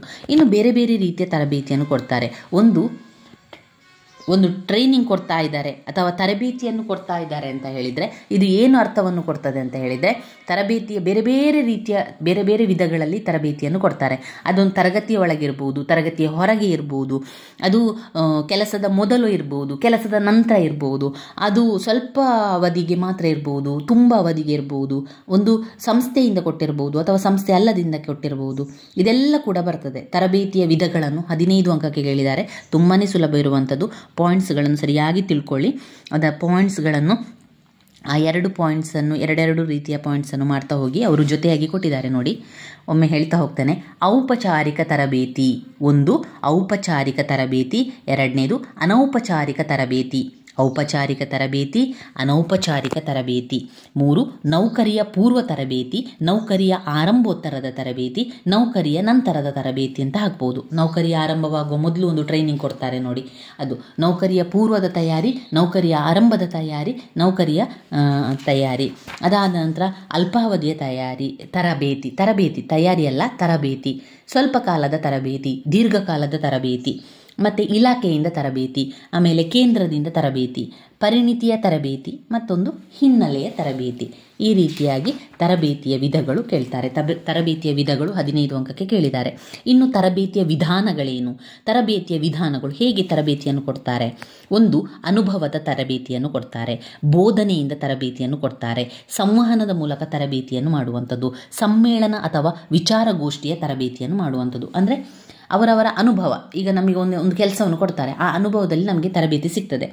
ನಾವು ಬೋಧನೆ ಮಾಡಬೇಕು, ಪಾಠವನ್ನು ಮಾಡಿ ನಮಗೆ ತರಬೇತಿ ಸಿಗುವಂಥದ್ದು, ಸಂವಹನ ಮಾತನಾಡುವ ಮೂಲಕ ನಮಗೆ ತರಬೇತಿ ಸಿಗುವಂಥದ್ದು, ಒಂದು ಸಮ್ಮೇಳನ ಅಥವಾ ವಿಚಾರಗೋಷ್ಠಿಯಲ್ಲಿ ತರಬೇತಿಯ ವಿಧಾನಗಳು: ಅನುಭವದ ತರಬೇತಿ, ಬೋಧನೆಯ ತರಬೇತಿ, ಸಂವಹನದ ಮೂಲಕ ತರಬೇತಿ, ಸಮ್ಮೇಳನದ ತರಬೇತಿ, ವಿಚಾರಗೋಷ್ಠಿಯ ತರಬೇತಿ ಅಂತ 5 ತರಬೇತಿಯನ್ನು ನಾವು ಹಾಕ್ಕೊಳ್ಬೋದು. ಇನ್ನು ಬರುವಂಥದ್ದು ಬಡ್ತಿ ಸಿಗುವಂಥದ್ದು, ಅಂದರೆ ಪ್ರಮೋಷನ್ ಸಿಗುವಂಥದ್ದು. ಯಾವುದೇ ಒಂದು ಕೆಲಸ ನಿರ್ವಹಿಸುವಂತಹ ಕೆಲಸದಲ್ಲಿ ಉನ್ನತ ಹುದ್ದೆಗೆ ನಮಗೆ ಸ್ಥಾನ ಸಿಗುವಂಥದ್ದು. ಆಡಳಿತ ಸೇವೆಯಲ್ಲಿ ಕಾರ್ಯನಿರ್ವಹಿಸುತ್ತಿರುವ ನೌಕರನನ್ನು ಅವನ ಪ್ರಸ್ತುತ ಹುದ್ದೆಯಿಂದ ಉನ್ನತ ಹುದ್ದೆಗೆ ಉನ್ನತ ದರ್ಜೆಯ ಸ್ಥಾನಕ್ಕೆ ಅವನಿಗೆ ನೇಮಕಗೊಳ್ಳುವಂಥದ್ದನ್ನೇ ಬಡ್ತಿ ಅಂತ ಹೇಳುವಂಥದ್ದು. ಬಡ್ತಿಗೆ ಬೇಕಾದಂಥ ಅರ್ಹತೆಗಳೇನು? ನಾವು ಒಂದು ಉದಾಹರಣೆಗೆ, ನಾನೊಂದು ಕೆಲಸದಲ್ಲಿದ್ದೇನೆ ಅಂತ ತಿಳ್ಕೊಳ್ಳಿ. ನನಗೆ ಅದರಿಂದ ಮೇಲಿನ ಹುದ್ದೆ ಸಿಗಬೇಕು ಅಂತ ಹೇಳಿದರೆ, ಮೇಲಿನ ಹುದ್ದೆಗೆ ನನಗೆ ಕೆಲಸ ಸಿಗ್ತದೆ. ಅದನ್ನು ನಾವೆಂತ ಹೇಳ್ತೇವೆ, ನನಗೆ ಪ್ರಮೋಷನ್ ಆಯಿತು ಅಂತ ಹೇಳ್ತಾರೆ ನೋಡಿ. ಮೇಲಿನ ಹುದ್ದೆಗೆ ಕೆಲಸ ಸಿಕ್ಕಿತು, ಅದಕ್ಕೆ ಅರ್ಹತೆ ಏನು? ಏನೆಲ್ಲ ಅರ್ಹತೆಗಳು ಬೇಕು? ನಮಗೆ ಬಡ್ತಿ ಸಿಗಬೇಕಾದ್ರೆ ನಮಗೆ ಏನು ಅರ್ಹತೆ ಬೇಕು? ಒಂದು, ನಾವು ಜನರಲ್ ಆಗಿ ಥಿಂಕ್ ಮಾಡೋದಾದರೆ, ಉನ್ನತ ಸ್ಥಾನಕ್ಕೆ ಹೋಗಬೇಕು ಅಂತಾದರೆ ನಮಗೆ ಮುಖ್ಯವಾಗಿ ಶಿಕ್ಷಣ ಬೇಕು, ದೈಹಿಕ ಸಾಮರ್ಥ್ಯ ಬೇಕು, ತರಬೇತಿ ಆಗಿರಬೇಕು, ನಮಗೆ ಅನುಭವ ಇರಬೇಕು. ಎಲ್ಲ ರೀತಿಯಲ್ಲೂ ನಾವು ಅದಕ್ಕೆ ಹೊಂದಿಕೊಂಡಿರಬೇಕು, ನಾವು ಅದಕ್ಕೆ ಸರಿಯಾದ ವ್ಯಕ್ತಿ ಅಂತ ಅನಿಸಬೇಕು, ನಾವು ಅದಕ್ಕೆ ತರಬೇತಿಯನ್ನು ಪಡೆದುಕೊಳ್ಬೇಕು. ಇದೆಲ್ಲ ಕೂಡ ಬಡ್ತಿಗೆ ಬೇಕಾದಂಥ ಅರ್ಹತೆಗಳು. ಒಂದು, ನಮಗೆ ಸರ್ವಿಸ್ ಆಗಿರಬೇಕು, ಸೇವಾ ಹಿರಿತನ ಸಿಗಬೇಕು. ನಮಗೆ ನಾವು ಎಲ್ಲ ಕೆಲಸ ಮಾಡುವುದರಿಂದ ಹೆಚ್ಚು ವರ್ಷ ಕೆಲಸವನ್ನು ಮಾಡಿರಬೇಕು. ಇದೆಲ್ಲ ಕಾರಣದಿಂದಾಗಿ ಬಡ್ತಿ ಸಿಗುವಂಥದ್ದು. ಬಡ್ತಿಗೆ ಬೇಕಾದಂತಹ ಅರ್ಹತೆಗಳು 10 ಅಂಕಕ್ಕೆ ಬಂದಿರುವಂತಹ ಪ್ರಶ್ನೆ, ಮುಖ್ಯವಾಗಿರುವಂತಹ ಪ್ರಶ್ನೆ. ಒಂದು, ಶಿಕ್ಷಣ ಮಟ್ಟ, ದೈಹಿಕ ಸಾಮರ್ಥ್ಯ, ತರಬೇತಿ, ಅನುಭವ, ಇತರರೊಡನೆ ಬೆರೆಯುವಂತಹ ಗುಣಗಳು. ಇದೆಲ್ಲ ಕೂಡ ವೈಯಕ್ತಿಕ ಅರ್ಹತೆಗಳಲ್ಲಿ ಬರ್ತದೆ. ಸೇವಾ ಹಿರಿತನ ಬೇಕು, ಅರ್ಹತೆ ಬೇಕು. ಸೇವಾ ಹಿರಿತನ ಬೇಕು ಮತ್ತು ಅರ್ಹತೆ ಕೂಡ ಬೇಕು. ವೈಯಕ್ತಿಕ ಅರ್ಹತೆಗಳು ಮತ್ತು ಸೇವಾ ಹಿರಿತನ ಎನ್ನುವಂಥ 2 ಪಾಯಿಂಟ್ಸ್ ಇದರಲ್ಲಿ ಬರ್ತದೆ. ವೈಯಕ್ತಿಕ ಅರ್ಹತೆಗಳಲ್ಲಿ ಶಿಕ್ಷಣದ ಮಟ್ಟ, ದೈಹಿಕ ಸಾಮರ್ಥ್ಯ, ತರಬೇತಿ, ಅನುಭವ, ಇತರರೊಡನೆ ಬೆರೆಯುವಂಥ ಗುಣ, ಇದು ವೈಯಕ್ತಿಕ ಅರ್ಹತೆಯಲ್ಲಿ ಬರ್ತದೆ. ಇನ್ನು ಸೇವಾ ಹಿರಿತನ ಅಂದರೆ ಹೆಚ್ಚು ವರ್ಷ ನಾವು ಅದರಲ್ಲಿ ಕೆಲಸದಲ್ಲಿರಬೇಕು ಎನ್ನುವಂಥದ್ದು. ಒಟ್ಟು 2 ಸೇವಾ ಹಿರಿತನ ಮತ್ತು ವೈಯಕ್ತಿಕ ಅರ್ಹತೆಗಳು. ವೇತನ. ಇನ್ನು ಬರುವಂಥದ್ದು ಶಿಸ್ತಿನ ಕ್ರಮದ ವಿಧಗಳೇನು? 10 ಅಂಕಕ್ಕೆ ಹಳೆಯ ಪ್ರಶ್ನೆ ಪತ್ರಿಕೆಯಲ್ಲಿ ಬಂದಿರುವಂತಹ ಒಂದು ಪ್ರಶ್ನೆ, ಶಿಸ್ತಿನ ಕ್ರಮದ ವಿಧಗಳು. ಮತ್ತೊಂದು ಇದರಲ್ಲಿ ಪ್ರಶ್ನೆ ಇದೆ ನೋಡಿ, ನೌಕರರಲ್ಲಿ ಮನೋಸ್ಥೈರ್ಯವನ್ನು ವೃದ್ಧಿಸುವಂತಹ ಅಂಶಗಳೇನು? ಇದು 10 ಅಂಕಕ್ಕೆ ಕೇಳುವಂತಹ ಪ್ರಶ್ನೆ. ನೌಕರರಲ್ಲಿ ಅಂದರೆ ಕೆಲಸಗಾರರಲ್ಲಿ ತಮಗೆ ಒಂದು ಧೈರ್ಯ ಬೇಕು ಅಂತ ಹೇಳಿದರೆ, ಅವರ ಧೈರ್ಯವನ್ನು ಹೆಚ್ಚು ಮಾಡಬೇಕಾದ್ರೆ ನಾವೇನೆಲ್ಲ ಮಾಡಬೇಕು ನೌಕರರಿಗೆ ಅನ್ನುವಂಥದ್ದು. ಏನು ಮಾಡಬೇಕು? ನೌಕರರ ಸಾಂಸಾರಿಕ ಸ್ಥಿತಿ ಉತ್ತಮವಾಗಿರಬೇಕು, ಅವರ ಒಂದು ಧೈರ್ಯ ಹೆಚ್ಚಾಗಬೇಕು ಅಂತ ಎನ್ನುವಂಥದ್ದು. ಒಂದು ಜನರಲ್ ಆಗಿ ಯೋಚನೆ ಮಾಡ್ತಾ ಹೋದರೆ, ಒಬ್ಬ ಕೆಲಸಗಾರನ ಸ್ಥಿತಿ ಉತ್ತಮವಾಗಿರಬೇಕು, ಅವನ ಆರೋಗ್ಯ ಸರಿ ಇರಬೇಕು, ಅವನಿಗೆ ಒಳ್ಳೆಯ ವೇತನವನ್ನು ಕೊಡಬೇಕು, ಅವನಿಗೆ ಒಂದು ಫ್ರೀ ಟೈಮನ್ನು ಕೊಡಬೇಕು, ಕೆಲಸದ ಜೊತೆಗೆ ಅವನಿಗೆ ವಿಶ್ರಾಂತಿಯ ಸಮಯವನ್ನು ಕೊಡಬೇಕು, ಅವನ ಕಾರ್ಯದಕ್ಷತೆಯನ್ನು ಮೆಚ್ಚಿಕೊಳ್ಬೇಕು, ಅವನ ಒಂದು ಒಳ್ಳೆಯ ಕೆಲಸಗಳನ್ನು ಎಲ್ಲರ ಜೊತೆಗೆ ಹಂಚಿಕೊಳ್ಬೇಕು, ಅವನಿಗೆ ಬಡ್ತಿ ಕೊಡಬೇಕು, ಅವನಿಗೆ ಸಹಾಯ ಮಾಡಬೇಕು, ಅವನಿಗೆ ಒಂದು ನಾಯಕತ್ವದ ಇದು ಕೊಡಬೇಕು, ಅವನ ಒಂದು ಕೆಲಸಕ್ಕೆ ನಾವು ಎಲ್ಲರೂ ಒಂದು ಹೊಗಳಿಕೆಯ ಮಾತುಗಳನ್ನಾಡಬೇಕು, ಮೇಲಾಧಿಕಾರಿಗಳ ಪ್ರಾಮಾಣಿಕತೆ ಬಗ್ಗೆ ನಂಬಿಕೆ ಇರುವಂಥದ್ದು. ಇದೆಲ್ಲ ಕೂಡ ನೌಕರರಲ್ಲಿ ಮನೋಸ್ಥೈರ್ಯವನ್ನು ವೃದ್ಧಿಸುವಂಥ ಅಂಶಗಳು. ಪಾಯಿಂಟ್ಸನ್ನು ಹೇಳ್ತಾ ಹೋಗ್ತಾನೆ. ನೌಕರರ ಕೌಟುಂಬಿಕ ಸಾಂಸಾರಿಕ ಜೀವನ ಉತ್ತಮವಾಗಿರಬೇಕು. ಉತ್ತಮ ಸೇವಾ ಸೌಲಭ್ಯಗಳು, ಉತ್ತಮ ಸೇವಾ ಸೌಲಭ್ಯಗಳು. 3, ನಿರ್ವಹಿಸಬೇಕಾದ ಕಾರ್ಯದ ಬಗ್ಗೆ ಹಾಗೆಯೇ ಸಂಸ್ಥೆಯ ಉದ್ದೇಶದ ಬಗ್ಗೆ ತಿಳುವಳಿಕೆ, ಅರಿವನ್ನು ಹೊಂದಿರಬೇಕು. 4, ನೀತಿ ನಿರೂಪಣೆಯಲ್ಲಿ ನೌಕರರಿಗೆ ಅವಕಾಶವನ್ನು ಕೊಡಬೇಕು. ಯಾವುದೇ ಒಂದು ನಿರೂಪಣೆ ಮಾಡಬೇಕಾದ್ರೆ ನೌಕರಿಗೆ ಅವಕಾಶವನ್ನು ಕೊಡಬೇಕು. ದಕ್ಷ ಕಾರ್ಯನಿರ್ವಹಣೆಗೆ ಮೆಚ್ಚುಗೆಯನ್ನು ಕೂಡ ಕೊಡಬೇಕು. ನೌಕರರ ಸಾಂಸಾರಿಕ ಸ್ಥಿತಿ ಉತ್ತಮವಾಗಿರಬೇಕು. 2, ಉತ್ತಮ ಸೇವಾ ಸೌಲಭ್ಯಗಳನ್ನು ಒದಗಿಸಬೇಕು. 3, ನಿರ್ವಹಿಸಬೇಕಾದ ಕಾರ್ಯದ ಬಗ್ಗೆ ಅರಿವು ಇರಬೇಕು. ಸಂಸ್ಥೆಯ ಉದ್ದೇಶದ ಬಗ್ಗೆ ಅರಿವನ್ನು ಹೊಂದಿರಬೇಕು. 4, ನೀತಿ ನಿರೂಪಣೆಯಲ್ಲಿ ನೌಕರರಿಗೆ ಅವಕಾಶವನ್ನು ಕೊಡಬೇಕು. ದಕ್ಷ ಕಾರ್ಯನಿರ್ವಹಣೆಗೆ ಮೆಚ್ಚುಗೆಯನ್ನು ಸೂಚಿಸಬೇಕು. 6, ಮೇಲಾಧಿಕಾರಿಗಳ ಪ್ರಾಮಾಣಿಕತೆಯ ಬಗ್ಗೆ ನಂಬಿಕೆಯನ್ನು ಹೊಂದಿರಬೇಕು. ಮೇಲಾಧಿಕಾರಿಗಳ ಪ್ರಾಮಾಣಿಕತೆ ಬಗ್ಗೆ ನಂಬಿಕೆ ಇರಬೇಕು. ಉತ್ತಮ ನಾಯಕತ್ವತೆಯನ್ನು ಹೊಂದಿರಬೇಕು. ಉದ್ಯೋಗಿ ವರ್ಗ ಮತ್ತು ವ್ಯವಸ್ಥಾಪಕ ವರ್ಗದ ನಡುವಣ ಸಂಬಂಧ ಉತ್ತಮವಾಗಿರಬೇಕು. ಉದ್ಯೋಗಿ ವರ್ಗ ಮತ್ತು ವ್ಯವಸ್ಥಾಪಕರ ನಡುವಿನ ಸಂಬಂಧ ಉತ್ತಮವಾಗಿರಬೇಕು. ದೂರು ನಿರ್ವಹಣಾ ವ್ಯವಸ್ಥೆ ಇರಬೇಕು. ಅವರಿಗೆ ಯಾವುದಾದ್ರು ಒಂದು ತಿಳಿಸಬೇಕು ಅಂತ ಹೇಳಿದರೆ ದೂರು ನಿರ್ವಹಣಾ ವ್ಯವಸ್ಥೆ ಇರಬೇಕು. ತಂಡದ ಮನೋಭಾವ, ವೃಂದ ಮನೋಭಾವವನ್ನು ಹೊಂದಿರಬೇಕು. ಇನ್ನು ಶಿಸ್ತಿನ ಕ್ರಮವನ್ನು ಜರುಗಿಸುವಂಥ ವಿಧಾನಗಳೇನು? 1, ಔಪಚಾರಿಕ ಶಿಸ್ತಿನ ಕ್ರಮಗಳು, ಅನೌಪಚಾರಿಕ ಶಿಸ್ತಿನ ಕ್ರಮಗಳು. ಮೊದಲನೇದಾಗಿ ಶಿಸ್ತು. ಒಬ್ಬ ಯಾವ ಕಾರಣಕ್ಕಾಗಿ ನೌಕರನ ಮೇಲೆ ಶಿಸ್ತನ್ನು ತೆಗೆದುಕೊಳ್ಳಬೇಕು? ಶಿಸ್ತು ಅಂದರೆ ಏನು? ಕ್ರಮಬದ್ಧವಾದ ಒಂದು ಕ್ರಮಬದ್ಧವಾದ ಶ್ರದ್ಧೆಯಿಂದ ನಿರ್ವಹಿಸುವಂತಹ ಒಂದು ಕೆಲಸವನ್ನೇ ಶಿಸ್ತು ಅಂತ ಹೇಳುವಂಥದ್ದು. ಯಾವ ಕಾರಣಗಳಿಗಾಗಿ ನೌಕರರ ಮೇಲೆ ಶಿಸ್ತನ್ನು ಮಾಡಬೇಕು? ಅವರು ಕರ್ತವ್ಯ ಉತ್ತಮವಾಗಿ ನಡೆಸಿಕೊಂಡು ಹೋಗಲಿಕ್ಕೆ, ದಕ್ಷತೆಯನ್ನು ಕಾಪಾಡಿಕೊಂಡು ಹೋಗಲಿಕ್ಕೆ, ಅವರು ಪ್ರಾಮಾಣಿಕವಾಗಿ ಕೆಲಸ ಮಾಡಲಿಕ್ಕೆ, ಅನೈತಿಕ ಕೆಲಸ ಮಾಡದಂತೆ, ಮದ್ಯಪಾನ ಹವ್ಯಾಸ ಮಾಡದಂತೆ, ಅವಿಧೇಯತೆ ಮಾಡದಂತೆ, ಅದಕ್ಷತೆಯನ್ನು ಮಾಡದಂತೆ, ಸೋಮಾರಿತನ, ಅಜಾಗರೂಕತೆ, ಕಾರ್ಯ ಆಲಸ್ಯ, ಆಸ್ತಿ ಹಾನಿ ಉಂಟು ಮಾಡುವುದು, ಈ ಎಲ್ಲ ಕಾರಣಗಳನ್ನು ತಪ್ಪಿಸಲಿಕ್ಕೆ ನೌಕರರ ಮೇಲೆ ಶಿಸ್ತಿನ ಕ್ರಮವನ್ನು ತೆಗೆದುಕೊಳ್ಳಬೇಕು. ಯಾಕೆ ನೌಕರರ ಮೇಲೆ ಶಿಸ್ತು ಕ್ರಮವನ್ನು ಜರುಗಿಸಬೇಕು ಅಂತ ಹೇಳಿದರೆ, ನೌಕರನು ಉತ್ತಮವಾಗಿ ಕೆಲಸ ಮಾಡಬೇಕು, ಅವನು ಅವಿಧೇಯತೆಯನ್ನು ತಪ್ಪಿಸಲಿಕ್ಕೆ, ಅನೈತಿಕತೆಯನ್ನು ತಪ್ಪಿಸಲಿಕ್ಕೆ, ಅವನು ಮಾಡುವ ಸೋಮಾರಿತನವನ್ನು ತಪ್ಪಿಸಲಿಕ್ಕೆ, ಅಜಾಗರೂಕತೆಯಿಂದ ಕಾರ್ಯಾಲಸ್ಯವನ್ನು ತಪ್ಪಿಸಲಿಕ್ಕೆ ಶಿಸ್ತನ್ನು ಒದಗಿಸುವಂಥದ್ದು. ಪ್ರಾಮಾಣಿಕತೆಯ ಕೊರತೆ, ಅನೈತಿಕತೆ, ಅವಿಧೇಯತೆ, ಮದ್ಯಪಾನ ಹವ್ಯಾಸ ಇದನ್ನೆಲ್ಲ ತಡೆಗಟ್ಟಲು ಶಿಸ್ತನ್ನು ಹಾಕಬೇಕು. ಅದನ್ನು ಜರುಗಿಸುವಂಥ ವಿಧಾನ ಒಂದು ಔಪಚಾರಿಕವಾಗಿ, ಅನೌಪಚಾರಿಕವಾಗಿ. ಔಪಚಾರಿಕ ಶಿಸ್ತಿನ ಕ್ರಮ ಹೇಗೆ ಅಂತ ಹೇಳಿದರೆ, ಅವನನ್ನು ಎಲ್ಲರ ಎದುರು ದಂಡಿಸುವಂಥದ್ದು, ಜವಾಬ್ದಾರಿ ಕಡಿಮೆ ಮಾಡುವಂಥದ್ದು, ಅವನಿಗೆ ಕೆಲಸದಿಂದ ಇನ್ನಷ್ಟು ಕೆಳಗೆ ತಳ್ಳುವಂಥದ್ದು, ಮೇಲ್ವಿಚಾರಣೆಯನ್ನು ಬಿಗಿಗೊಳಿಸುವಂಥದ್ದು, ಕೆಲವು ಸೌಲಭ್ಯಗಳನ್ನು ತಡೆ ಹಿಡಿಯುವಂಥದ್ದು, ಕೆಲವು ಸೌಲಭ್ಯಗಳನ್ನು ಕಡಿಮೆ ಮಾಡುವಂಥದ್ದು, ಅಧಿಕಾರಗಳಲ್ಲಿ ಕಡಿತ ಮಾಡುವಂಥದ್ದು, ಕೆಳಹಂತದ ಕೆಲಸಗಳನ್ನು ಕೊಡುವಂಥದ್ದು, ಜವಾಬ್ದಾರಿಗಳನ್ನು ಕಡಿಮೆ ಮಾಡುವುದು, ಇದೆಲ್ಲ ಅನೌಪಚಾರಿಕ ಶಿಸ್ತಿನ ಕ್ರಮ. ಔಪಚಾರಿಕ ಶಿಸ್ತಿನ ಕ್ರಮ ಛೀಮಾರಿ ಹಾಕುವಂಥದ್ದು, ಬಡ್ತಿ ಕೊಡದಿರುವಂಥದ್ದು, ಹಿಂಬಡ್ತಿ ಕೊಡುವಂಥದ್ದು, ಮೇಲಿನ ಕೆಲಸದಿಂದ ಕೆಳಗಿನ ಕೆಲಸಕ್ಕೆ ಹಾಕುವಂಥದ್ದು, ದಂಡ ಹಾಕುವಂಥದ್ದು, ಅಮಾನತು ಮಾಡುವಂಥದ್ದು, ಕಡ್ಡಾಯ ನಿವೃತ್ತಿಯನ್ನು ಕೊಡುವಂಥದ್ದು, ಕಡ್ಡಾಯವಾಗಿ ವಜಾಗೊಳಿಸುವಂಥದ್ದು, ಇದೆಲ್ಲ ಔಪಚಾರಿಕ ಶಿಸ್ತಿನ ಕ್ರಮಗಳು. ಅನೌಪಚಾರಿಕ ಶಿಸ್ತಿನ ಕ್ರಮಗಳಲ್ಲಿ ಅವರನ್ನು ಕೆಳಹಂತದ ಕೆಲಸಗಳಿಗೆ ನಿಯೋಜಿಸುವುದು, ಸೌಲಭ್ಯದಿಂದ ತಡೆ ಹಿಡಿಯುವುದು, ಸೌಲಭ್ಯಗಳನ್ನು ಬಿಗಿಗೊಳಿಸುವುದು, ಈ ಎಲ್ಲ ಕಾರಣಗಳು ಬರ್ತದೆ. ಶಿಸ್ತಿನ ಕ್ರಮ ಜರುಗಿಸುವಂತಹ ವಿಧಾನಗಳು. ಶಿಸ್ತಿನ ಕ್ರಮ ಜರುಗಿಸುವಂತಹ ವಿಧಾನಗಳು ಆಯಿತು. ಇನ್ನು ಸಾರ್ವಜನಿಕ ನೌಕರರ ಸಂಘಗಳು. ಸಾರ್ವಜನಿಕರ ನೌಕರರ ಸಂಘಗಳು ಅಂದರೆ ಒಗ್ಗಟ್ಟಿನಲ್ಲಿ ಬಲವಿದೆ ಎಂಬ ನಂಬಿಕೆಯಿಂದ ಇಂದು ಖಾಸಗಿ ಹಾಗೂ ಸಾರ್ವಜನಿಕ ವಲಯಗಳಲ್ಲಿ ನೌಕರರ ಸಂಘಗಳು ಅಸ್ತಿತ್ವಕ್ಕೆ ಬಂದಿದೆ. ಸಾರ್ವಜನಿಕ ನೌಕರರ ಸಂಘಗಳು, ಇದರಲ್ಲಿ ಎರಡು ಬಗೆಯ ಸಾರ್ವಜನಿಕರ ನೌಕರರ ಸಂಘಗಳನ್ನು ಕಾಣ್ಬೋದು. ಒಂದು ವೃತ್ತಿ ಸಂಘಗಳು ಮತ್ತು ಕಾರ್ಮಿಕರ ಸಂಘಗಳು. ನೌಕರರ ಸಂಘಗಳ ಉದ್ದೇಶ ಹೆಚ್ಚಿನ ವೇತನ ಕೊಡುವಂಥದ್ದು, ಬಡ್ತಿ ಕೊಡುವಂಥದ್ದು, ಸೇವಾ ಸೌಲಭ್ಯಗಳನ್ನು ಒದಗಿಸುವಂಥದ್ದು, ಉದ್ಯೋಗ ಭದ್ರತೆಯನ್ನು ಒದಗಿಸುವಂಥದ್ದು, ಸಾಮೂಹಿಕ ಕಲ್ಯಾಣ ಮಾಡುವಂಥದ್ದು, ಸೇವಾ ಸ್ಥಿತಿಗತಿಗಳನ್ನು ಉತ್ತಮಪಡಿಸುವಂಥದ್ದು, ನಿರ್ದಿಷ್ಟ ಗುರಿಗಳನ್ನು ನೌಕರರ ಸಂಘಗಳು ಹೊಂದಿರುವಂಥದ್ದು. ಸಾರ್ವಜನಿಕ ನೌಕರರ ಹಕ್ಕುಗಳು ಮತ್ತು ಬಾಧ್ಯತೆಗಳೇನು? ಸಾರ್ವಜನಿಕ ನೌಕರರ ಹಕ್ಕುಗಳು ಮತ್ತು ಬಾಧ್ಯತೆಗಳು: ಸಂಘ ಸ್ಥಾಪನೆಯ ಹಕ್ಕು, ಸಂಘ ಸ್ಥಾಪನೆಯ ಹಕ್ಕು, ಸಂಯೋಜನೆಯ ಹಕ್ಕು, ಮುಷ್ಕರದ ಹಕ್ಕು, ಮುಷ್ಕರವನ್ನು ಕೂಡ ಮಾಡುವಂಥ ಹಕ್ಕಿದೆ. ರಾಜಕೀಯ ಹಕ್ಕುಗಳನ್ನು ಪಡೆಯುತ್ತಾರೆ. ರಾಜಕೀಯ ಹಕ್ಕುಗಳು ಪ್ರಭಾವ ಬೀರುವ ಹಕ್ಕುಗಳನ್ನು ಅದರಲ್ಲಿ ಕಾಣ್ತೇವೆ. ಇನ್ನು ಬರುವಂಥದ್ದು ನಿರ್ವಹಣೆಯ ಕಾರ್ಯಗಳು ಮತ್ತು ವ್ಯಾಪ್ತಿ, ನಿರ್ವಹಣೆಯ ಸ್ವರೂಪ ಮತ್ತು ಲಕ್ಷಣಗಳು, ನಿರ್ವಹಣೆಯಲ್ಲಿ ಆಡಳಿತದಲ್ಲಿ ಬಲಾತ್ಕಾರ ಪೂರ್ಣ ಮತ್ತು ಬಲಾತ್ಕಾರ ರಹಿತ ಕ್ರಮಗಳು, ಅಧಿಕಾರಗಳು 15 ಅಂಕಕ್ಕೆ ಕೇಳಿದ್ದಾರೆ. ನಿರ್ವಹಣೆಯ ಆಡಳಿತ ಅಂದರೆ ಕ್ರಿಯಾಶೀಲತೆಯ ಅಂಶವನ್ನು ಒಳಗೊಂಡಿದೆ. ನಿರ್ವಹಣೆ ಮಾಡುವಂಥದ್ದು, ಅದನ್ನು ಸರಿಯಾಗಿ ವ್ಯವಸ್ಥೆ ಮಾಡುವಂಥದ್ದು ಎಂಬ ಅರ್ಥವನ್ನು ಕೊಡುವಂಥದ್ದೇ ನಿರ್ವಹಣೆಯಾಗಿರುತ್ತದೆ. ಒಂದು ಕೆಲಸವನ್ನು ಮಾಡಿಸುವಂತಹ ಕ್ರಿಯೆ ನಿರ್ವಹಣೆ.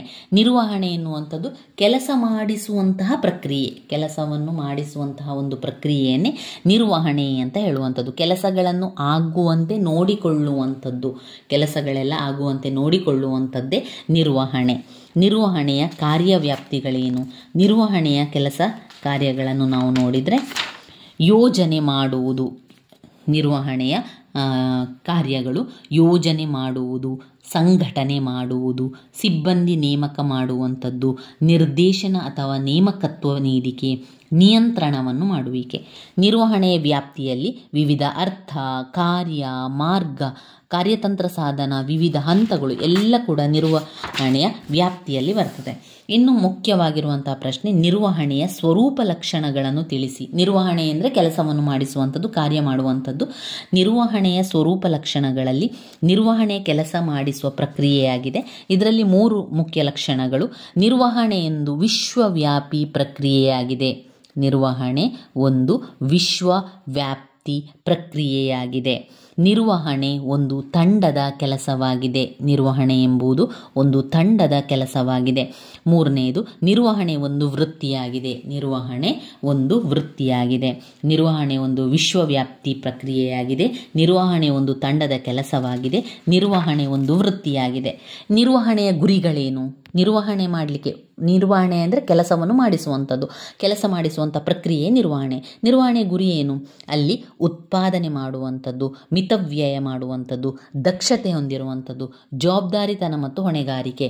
ಉತ್ಪಾದನೆ, ಮಿತವ್ಯಯ, ದಕ್ಷತೆ, ಜವಾಬ್ದಾರಿತನ ಮತ್ತು ಹೊಣೆಗಾರಿಕೆ ನಿರ್ವಹಣೆಯ ಗುರಿಗಳಾಗಿದೆ. ಇನ್ನು ಆಡಳಿತ ಕ್ರಮ ಮಾಡಲಿಕ್ಕೆ, ನಿರ್ವಹಣೆ ಆಡಳಿತ ಕ್ರಮದಲ್ಲಿ ಬಲಾತ್ಕಾರ ಪೂರ್ಣ ಮತ್ತು ಬಲಾತ್ಕಾರ ರಹಿತ ಕ್ರಮಗಳು ಅಥವಾ ಅಧಿಕಾರಗಳ ಬಗ್ಗೆ ತಿಳಿಸಿ ಅಂತ. ಮೊದಲನೆಯದಾಗಿ ವಿವಿಧ ಬಗೆಯ ಬಲಾತ್ಕಾರ ರಹಿತ ಅಥವಾ ಅಧಿಕಾರಗಳನ್ನು ನೋಡುವ. ಅದು ಪ್ರಜೆಗಳ ಮೇಲೆ ಬಲಪ್ರಯೋಗ ಮಾಡದೆ ಅವರ ಮನಸ್ಸನ್ನು ಒಲಿಸಿಕೊಳ್ಳುವುದರ ಮೂಲಕ ಆಡಳಿತವನ್ನು ಮಾಡುವಂಥದ್ದು. ಬಲಾತ್ಕಾರ ರಹಿತ ಕ್ರಮಗಳು ಅಂದರೆ ಬಲಾತ್ಕಾರ ರಹಿತ ಅಧಿಕಾರಗಳು ಪ್ರಜೆಗಳ ಮೇಲೆ ಯಾವುದೇ ಬಲಪ್ರಯೋಗವನ್ನು ಮಾಡದೆ ಅವರ ಮನಸ್ಸನ್ನು ಒಲಿಸಿಕೊಂಡು ಕೆಲಸವನ್ನು ಮಾಡುವಂಥದ್ದು. ಅವರ ಮನಸ್ಸನ್ನು ಒಲಿಸಿಕೊಳ್ಳುವುದರ ಮೂಲಕ ತಮ್ಮ ಕರ್ತವ್ಯಗಳನ್ನು ನಿರ್ವಹಿಸುವಂತೆ ಮಾಡಲಾಗುವುದೇ ಬಲಾತ್ಕಾರ ರಹಿತ ಕ್ರಮಗಳಾಗಿದೆ. ಬಲಾತ್ಕಾರ ರಹಿತ ಕ್ರಮಗಳಲ್ಲಿ ಪಾಯಿಂಟ್ಸ್ಗಳು: 1, ಸಾರ್ವಜನಿಕ ನೀತಿಯ ಘೋಷಣೆ. ಸಾರ್ವಜನಿಕ ನೀತಿಯ ಘೋಷಣೆ. 2, ಕಾನೂನುಬದ್ಧ ಕರ್ತವ್ಯದ ಘೋಷಣೆ. ಕಾನೂನುಬದ್ಧ ಕರ್ತವ್ಯದ ಘೋಷಣೆ. 3, ಸ್ವಯಂ ಪ್ರೇರಿತ ವಾಣಿಜ್ಯ ಪ್ರಮಾಣಗಳ ಬಳಕೆ. ಸ್ವಯಂ ಪ್ರೇರಿತ ವಾಣಿಜ್ಯ ಪ್ರಮಾಣಗಳ ಬಳಕೆ. 4, ಮಾದರಿ ಹಾಕಿಕೊಡುವಂಥದ್ದು. ಮಾದರಿ ಹಾಕಿಕೊಡುವುದು. 5, ಶೈಕ್ಷಣಿಕ ಪ್ರಚಾರ. 5 ಶೈಕ್ಷಣಿಕ ಪ್ರಚಾರ. 6 ಸಮ್ಮೇಳನಗಳು. 6 ಸಮ್ಮೇಳನಗಳು. 7 ಪ್ರಯೋಗಾತ್ಮಕ ಪ್ರದರ್ಶನ. 7 ಏನು? ಪ್ರಯೋಗಾತ್ಮಕ ಪ್ರದರ್ಶನ. 8 ಮಧ್ಯಸ್ಥಿಕೆ ಮತ್ತು ಸಂಧಾನ. 8 ಮಧ್ಯಸ್ಥಿಕೆ ಮತ್ತು ಸಂಧಾನ. ಪದಾರ್ಥಗಳನ್ನು ಕೊಳ್ಳುವ ಸಾಮರ್ಥ್ಯ. ಪದಾರ್ಥಗಳನ್ನು ಕೊಳ್ಳುವ ಸಾಮರ್ಥ್ಯ. ಪ್ರತಿಕೂಲ ಪ್ರಚಾರ. ಪ್ರತಿಕೂಲ ಪ್ರಚಾರ. ಅಳತೆಗೋಲು ಕಾಯ್ದೆ. ಅಳತೆಗೋಲು ಕಾಯ್ದೆ ಅಥವಾ ನಿರ್ದಿಷ್ಟ ಮಟ್ಟ ನಿಗದಿಪಡಿಸುವುದು. ನಿರ್ದಿಷ್ಟ ಮಟ್ಟ ನಿಗದಿಪಡಿಸುವುದು. ಇಷ್ಟು 11 ಪಾಯಿಂಟ್ಸ್ಗಳು ಬಲಾತ್ಕಾರ ರಹಿತ ಕ್ರಮಗಳಲ್ಲಿ ಬರ್ತದೆ. ಇನ್ನು ಬಲಾತ್ಕಾರ ಪೂರ್ಣ ಕ್ರಮಗಳಲ್ಲಿ ಪರಿಶೀಲನೆ, ಪರವಾನಿಗೆ, ತನಿಖೆ, ನಿರ್ದೇಶನ ಎನ್ನುವಂತಹ 4 ಪಾಯಿಂಟ್ಸ್ಗಳು ಬರುವಂಥದ್ದು. ಪರಿಶೀಲನೆ ಇದು ಬಲಾತ್ಕಾರ ಪೂರ್ಣವಾಗಿ ಮಾಡುವಂಥದ್ದು. ಬಲಾತ್ಕಾರ ರಹಿತ ಅಲ್ಲ, ಬಲಾತ್ಕಾರ ಪೂರ್ಣ. ಪರಿಶೀಲನೆ, ಪರವಾನಿಗೆ, ತನಿಖೆ, ನಿರ್ದೇಶನ. ಪರವಾನಿಗೆ ಅಂತ ಹೇಳಿದರೆ ಲೈಸೆನ್ಸ್ ಕೊಡುವಂಥದ್ದು. ಪರಿಶೀಲನೆ, ಪರವಾನಿಗೆ, ತನಿಖೆ, ನಿರ್ದೇಶನ. ಇನ್ನು ನಿಯೋಜಿತ ಶಾಸನಾಧಿಕಾರದ ಬೆಳವಣಿಗೆಗೆ ಕಾರಣಗಳು. ನಿಯೋಜಿತ ಶಾಸನಾಧಿಕಾರದ ಗುಣಗಳು ಮತ್ತು ಉಪಯೋಗಗಳು. ನಿಯೋಜಿತ ಶಾಸನದ ಅರ್ಥ ಮತ್ತು ವ್ಯಾಖ್ಯೆಗಳು. ನಿಯೋಜಿತ ಶಾಸನಾಧಿಕಾರದ ಬೆಳವಣಿಗೆಗೆ ಕಾರಣಗಳನ್ನು ತಿಳ್ಕೊಳ್ಳುವ. ಶಾಸನಗಳನ್ನು ರೂಪಿಸಲು ಶಾಸಕಾಂಗವು ಕಾರ್ಯಾಂಗಕ್ಕೆ ನೀಡಿರುವಂತಹ ಅಧಿಕಾರವೇ ನಿಯೋಜಿತ ಶಾಸನ. ಯಾವುದು ಕೊಟ್ಟಿರುವಂಥದ್ದು? ಒಂದು ಕೆಲಸವನ್ನು ಮಾಡಲಿಕ್ಕೆ ಅಥವಾ ಒಂದು ಶಾಸನವನ್ನು ಮಾಡಲಿಕ್ಕೆ ಶಾಸಕಾಂಗ ಕಾರ್ಯಾಂಗಕ್ಕೆ ನೀಡಿರುವಂತಹ ಒಂದು ಅಧಿಕಾರ ಇದೆಯಲ್ಲೇ ಅದನ್ನೇ ನಿಯೋಜಿತ ಶಾಸನ ಅಂತ ಹೇಳುವಂಥದ್ದು. ಶಾಸನಗಳನ್ನು ರೂಪಿಸಲಿಕ್ಕೆ ಶಾಸಕಾಂಗವು ಕಾರ್ಯಾಂಗಕ್ಕೆ ನೀಡಿರುವಂತಹ ಅಧಿಕಾರವೇ ನಿಯೋಜಿತ ಶಾಸನ. ನಿಯೋಜಿತ ಶಾಸನಾಧಿಕಾರದ ಬೆಳವಣಿಗೆಗೆ ಕಾರಣಗಳೇನು? 1, ಶಾಸಕಾಂಗದ ಕಾರ್ಯಭಾರದ ಒತ್ತಡ ಮತ್ತು ಕಾಲಾಭಾವ. ಶಾಸಕಾಂಗದ ಕಾರ್ಯಭಾರದ ಒತ್ತಡ ಮತ್ತು ಕಾಲಾಭಾವ. 2, ವೈಜ್ಞಾನಿಕ ಮತ್ತು ತಾಂತ್ರಿಕ ಬೆಳವಣಿಗೆ. ವೈಜ್ಞಾನಿಕ ಮತ್ತು ತಾಂತ್ರಿಕ ಬೆಳವಣಿಗೆ. 3, ಸಮಾಜದಲ್ಲಿ ಆಗುತ್ತಿರುವ ಬದಲಾವಣೆಗಳು. ಸಮಾಜದಲ್ಲಿ ಆಗುತ್ತಿರುವ ಬದಲಾವಣೆಗಳು. 4, ಅನಿರೀಕ್ಷಿತ ಘಟನೆಗಳು ಜರುಗುವಿಕೆ ಅಥವಾ ತುರ್ತು ಪರಿಸ್ಥಿತಿ ಎದುರಿಸಲು. ಅನಿರೀಕ್ಷಿತ ಘಟನೆಗಳು ಜರುಗುವಿಕೆ ಅಥವಾ ತುರ್ತು ಪರಿಸ್ಥಿತಿ ಎದುರಿಸಲು. ಅನಿರೀಕ್ಷಿತ ಘಟನೆಗಳು ಜರುಗುವಿಕೆ ಅಥವಾ ತುರ್ತು ಪರಿಸ್ಥಿತಿ ಎದುರಿಸಲು. ನಿಯೋಜಿತ ಶಾಸನಾಧಿಕಾರದ ಗುಣಗಳೇನು? ನಿಯೋಜಿತ ಶಾಸನಾಧಿಕಾರದ ಗುಣಗಳು: ಶಾಸಕಾಂಗದ ಸಮಯ ಉಳಿತಾಯ, ಶಾಸಕಾಂಗದ ಸಮಯ ಉಳಿತಾಯ, ನಮ್ಯತೆ ಮತ್ತು ಸರಳತೆ, ನಮ್ಯತೆ ಮತ್ತು ಸರಳತೆ, ಪರಿಣಿತ ಜ್ಞಾನದ ಬಳಕೆ, ಪರಿಣಿತ ಜ್ಞಾನದ ಬಳಕೆ, ಸಂಬಂಧಪಟ್ಟ ಹಿತಾಸಕ್ತಿಗಳೊಡನೆ ಸಮಾಲೋಚನೆ, ಸಂಬಂಧಪಟ್ಟಂತಹ ಹಿತಾಸಕ್ತಿಗಳೊಡನೆ ಸಮಾಲೋಚನೆ, ಅನಿರೀಕ್ಷಿತ ಬೆಳವಣಿಗೆಗಳನ್ನು ಎದುರಿಸಬಹುದು, ಅನಿರೀಕ್ಷಿತ ಬೆಳವಣಿಗೆಗಳನ್ನು ಎದುರಿಸಬಹುದು, ಹೆಚ್ಚು ಕರಾರುವಕ್ಕಾದ ನಿಯಮಗಳು, ಹೆಚ್ಚು ಕರಾರುವಕ್ಕಾದ ನಿಯಮಗಳು. ಇವಿಷ್ಟು ನಿಯೋಜಿತ ಶಾಸನಾಧಿಕಾರದ ಗುಣಗಳು. ಇನ್ನು ಬರುವಂಥದ್ದು ನಿಯೋಜಿತ ಶಾಸನಾಧಿಕಾರದ ದೋಷಗಳೇನು ಅನ್ನುವಂಥದ್ದು. ವ್ಯಕ್ತಿ ಸ್ವಾತಂತ್ರ್ಯಕ್ಕೆ ಧಕ್ಕೆ, ಪ್ರಜಾಪ್ರಭುತ್ವಕ್ಕೆ ವಿರೋಧವಾಗಿದೆ. ಏನಾಗಿದೆ ಅದು? ವ್ಯಕ್ತಿ ಸ್ವಾತಂತ್ರ್ಯಕ್ಕೆ ಧಕ್ಕೆ ಮಾಡ್ತದೆ, ಪ್ರಜಾಪ್ರಭುತ್ವಕ್ಕೆ ವಿರೋಧವಾಗಿದೆ.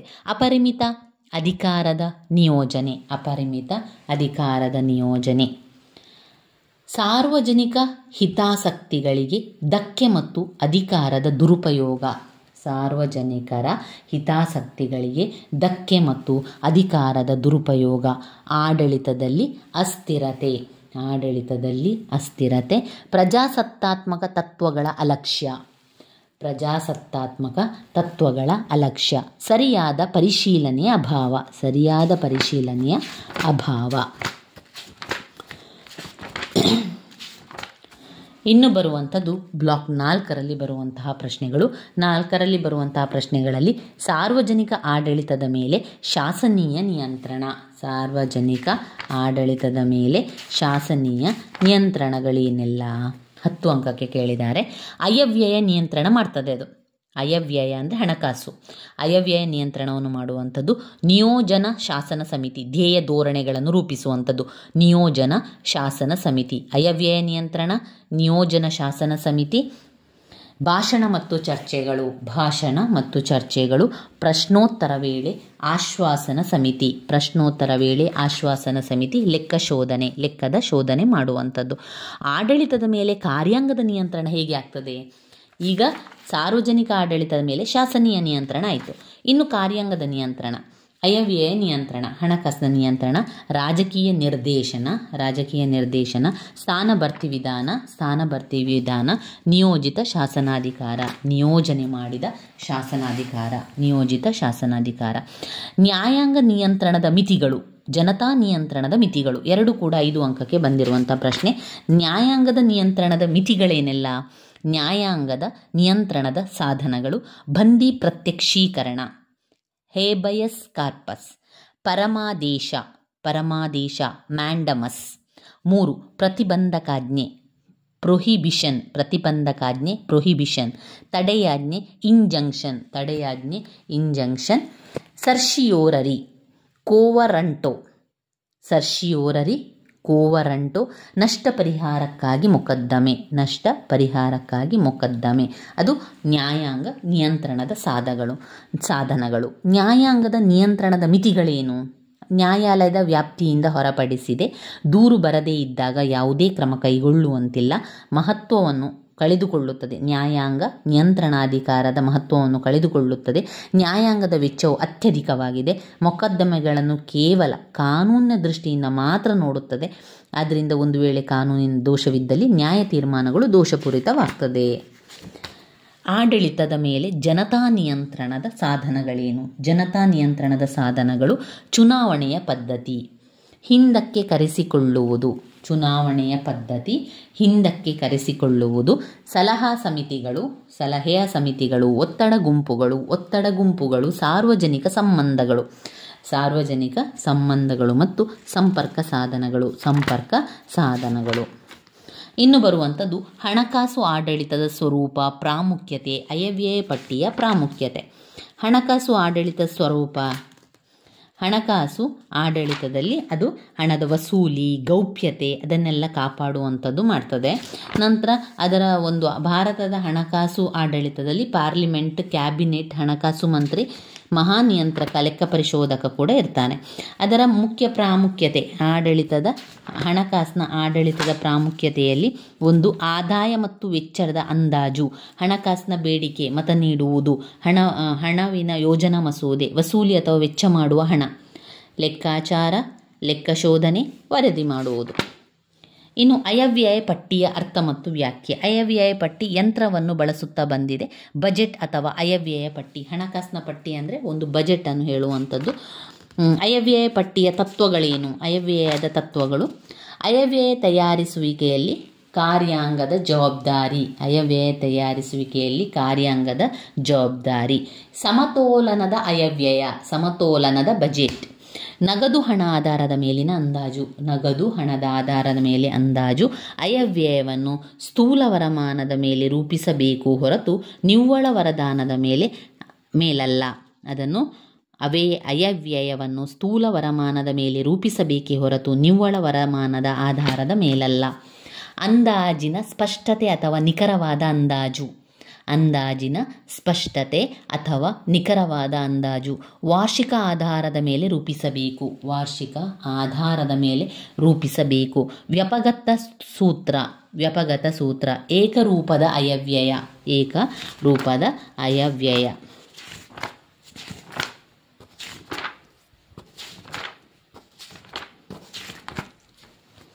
ಮಹಾಲೆಕ್ಕ ಪರಿಶೋಧಕರ ಕಾರ್ಯಗಳೇನು? 10 ಅಂಕಕ್ಕೆ ಕೇಳಿರುವಂತಹ ಪ್ರಶ್ನೆ. ಮಹಾಲೆಕ್ಕ ಶೋಧಕರ ಪಾತ್ರ ಏನೆಲ್ಲ ಮಾಡ್ತಾರೆ ಮಹಾಲೆಕ್ಕ ಶೋಧಕರು? ಕೊನೆಯದಾದಂತಹ ಮುಖ್ಯವಾದಂತಹ ಪ್ರಶ್ನೆ, ಲೆಕ್ಕಾಚಾರ ಅಥವಾ ಲೆಕ್ಕವಿಡುವ ಕಾರ್ಯಗಳು. ಲೆಕ್ಕಾಚಾರ ಮತ್ತು ಲೆಕ್ಕ ಪರಿಶೀಲನೆ ಎರಡೂ ಕೇಂದ್ರ ಸರ್ಕಾರಕ್ಕೆ ಸೇರಿದ ವಿಷಯ. ಅದರ ಕಾರ್ಯಗಳು: ಮಹಾನಿಯಂತ್ರಕನ ಕೇಂದ್ರ ಕಚೇರಿ ಡೆಲ್ಲಿಯಲ್ಲಿರುವುದು. ಅದೇ ರೀತಿ ಈತನ ಅಧೀನ ಅಧಿಕಾರಗಳ ಕಚೇರಿ ಪ್ರತಿ ರಾಜ್ಯಗಳ ಕೇಂದ್ರದಲ್ಲಿರುತ್ತದೆ. ಇತರ ಮಹಾನಿಯಂತ್ರಕರಿಗೆ ಕಾರ್ಯನಿರ್ವಹಿಸುವಲ್ಲಿ ಸಹಾಯವನ್ನು ಮಾಡುತ್ತದೆ. ಮಹಾನಿಯಂತ್ರಕರು ಲೆಕ್ಕ ವ್ಯವಸ್ಥೆಯನ್ನು ಇಡುವ ಬಗ್ಗೆ ಸಾಕಷ್ಟು ತರಬೇತಿ ಪಡೆಯಬೇಕು, ತಿಳುವಳಿಕೆ ಪಡೆಯಬೇಕು, ಸಾಕಷ್ಟು ತರಬೇತಿ, ತಿಳುವಳಿಕೆ, ನಿರ್ದೇಶನವನ್ನು ನೀಡುತ್ತಾರೆ. ಕೇಂದ್ರ ಮತ್ತು ರಾಜ್ಯಗಳ ಲೆಕ್ಕ ವ್ಯವಸ್ಥೆಯ ಅಚ್ಚುಕಟ್ಟಾಗಿ ರೀತಿ ನೀತಿಯನ್ನು ತಿಳಿಸಿಕೊಡುತ್ತಾರೆ. ಸರಕಾರಕ್ಕೆ ಸಂಬಂಧಿಸಿದ ಆದಾಯ, ಖರ್ಚು ವೆಚ್ಚ ಸಂಬಂಧಿಸಿದ ದೀರ್ಘ ವರದಿಗಳು, ರಾಜ್ಯದ ಆದಾಯ, ಖರ್ಚು ವೆಚ್ಚದ ಲೆಕ್ಕಪತ್ರಗಳನ್ನು ಸರಕಾರಕ್ಕೆ ನೀಡುತ್ತಾರೆ. ಅಂತಿಮವಾಗಿ ಆತನ ಹೆಸರು ಸೂಚಿಸುವಂತೆ ಮಹಾನಿಯಂತ್ರಕ ಹಾಗೂ ಲೆಕ್ಕಶೋಧಕ ಇಡೀ ದೇಶದ ಆದಾಯ ವೆಚ್ಚಕ್ಕೆ ಸಂಬಂಧಿಸಿದಂತೆ ವಿವರವಾದ ಪಟ್ಟಿ, ಆಡಿಟ್ ರಿಪೋರ್ಟನ್ನು ವರ್ಷದ ಕೊನೆಯಲ್ಲಿ ಸಂಸತ್ತಿನಲ್ಲಿ ಮಂಡಿಸುತ್ತಾನೆ. ಲೆಕ್ಕ ಪರಿಶೀಲನೆ ಕೇಂದ್ರ ಮತ್ತು ರಾಜ್ಯಗಳು ಮಾಡಿರುವಂತಹ ಋಣ, ಇಟ್ಟಿರುವಂತಹ ಹಣ, ಸಾಲ ತೀರಿಸುವುದು ಇತ್ಯಾದಿ ವ್ಯಾಪಾರ ಉತ್ಪಾದನೆ, ಅದರಿಂದ ಬಂದಂತಹ ಲಾಭ ನಷ್ಟ ಮುಂತಾದವುಗಳ ಬಗ್ಗೆ ರಾಜ್ಯ ಹಾಗೂ ಕೇಂದ್ರ ಸ್ಥಿತಿಗತಿಯನ್ನು ಅಭ್ಯಾಸ ಮತ್ತು ಪರಿಶೀಲನೆ ಮಾಡ್ತದೆ. ಲೆಕ್ಕ ಪರಿಶೀಲನೆ ಮಾಡುವಂಥದ್ದು. ಲೆಕ್ಕ ಪರಿಶೀಲನೆ ಕುರಿತಂತೆ ರಾಜ್ಯಗಳಿಗೆ ಏನಾದರೂ ಈ ಅಧಿಕಾರಗಳ ಸೇವೆ ಬೇಕಿದ್ದಲ್ಲಿ ಅಗತ್ಯವಾಗಿ ಒದಗಿಸಿಕೊಡುವುದು, ಹಣಕಾಸಿನ ವರದಿ ತಯಾರು ಮಾಡುವುದು, ಒಪ್ಪು ತಪ್ಪುಗಳು, ಅದರಲ್ಲಿ ಹೇಳಿಕೆಗಳು, ಹಣಕಾಸಿನ ವಹಿವಾಟು ಕ್ರಮಬದ್ಧತೆಗೆ ವಿರೋಧವಾಗಿರುವುದು, ಅಯವ್ಯಯದಲ್ಲಿ ಹೆಚ್ಚಿನ ಹಣ ಕೇಳಿರುವುದು, ಅಧಿಕೃತ ಅಂಗೀಕಾರವಿಲ್ಲದ ಪಡೆದಿರುವ ಹಣ, ವೆಚ್ಚ ಮಾಡಿರುವ ಹಣ, ದುರ್ಬಳಕೆಯ ಹಣ, ಕೇಂದ್ರಕ್ಕೆ ಸಂಬಂಧಿಸುವುದಾದರೆ ರಾಷ್ಟ್ರಪತಿಯವರಿಗೂ, ರಾಜ್ಯಗಳಿಗೆ ಸಂಬಂಧಿಸುವುದಾದರೆ ರಾಜ್ಯಪಾಲರಿಗೂ ಕಳಿಸಿಕೊಡಬೇಕು. ಇವಿಷ್ಟು ಇದರಲ್ಲಿ ಬರುವಂಥದ್ದು. ಇವಾಗ ನಾವು ಸಂಪೂರ್ಣ ರಾಜ್ಯಶಾಸ್ತ್ರವನ್ನು ಒಂದೇ ವಿಡಿಯೋದ ಒಳಗೆ ಬರುವಂತೆ ತಿಳ್ಕೊಂಡಿದ್ದೇವೆ. ಇದರ ಪಾಯಿಂಟ್ಸ್ಗಳನ್ನೆಲ್ಲ ತಿಳ್ಕೊಂಡಿದ್ದೇವೆ. ಆ ಪಾಯಿಂಟ್ಸನ್ನಷ್ಟೇ ಬಾಯ್ಪಾಠ ಮಾಡಿ ಆದರೂ ಕಲಿಯಿರಿ. ಎಲ್ಲದಕ್ಕೂ ಕೂಡ ಉತ್ತರವನ್ನು ಬರೆದು ಬನ್ನಿ ಸ್ನೇಹಿತರೆ. ನನ್ನ ವೀಡಿಯೋಸ್ ಎಲ್ಲ ನಿಮಗೆ ಇಷ್ಟ ಆಗಿದ್ದರೆ ಲೈಕ್ ಕೊಡಿ, ಶೇರ್ ಮಾಡಿ, ಹಾಗೆ ಸಬ್ಸ್ಕ್ರೈಬ್ ಮಾಡಲಿಕ್ಕೆ ಮರಿಬೇಡಿ. ಧನ್ಯವಾದಗಳು.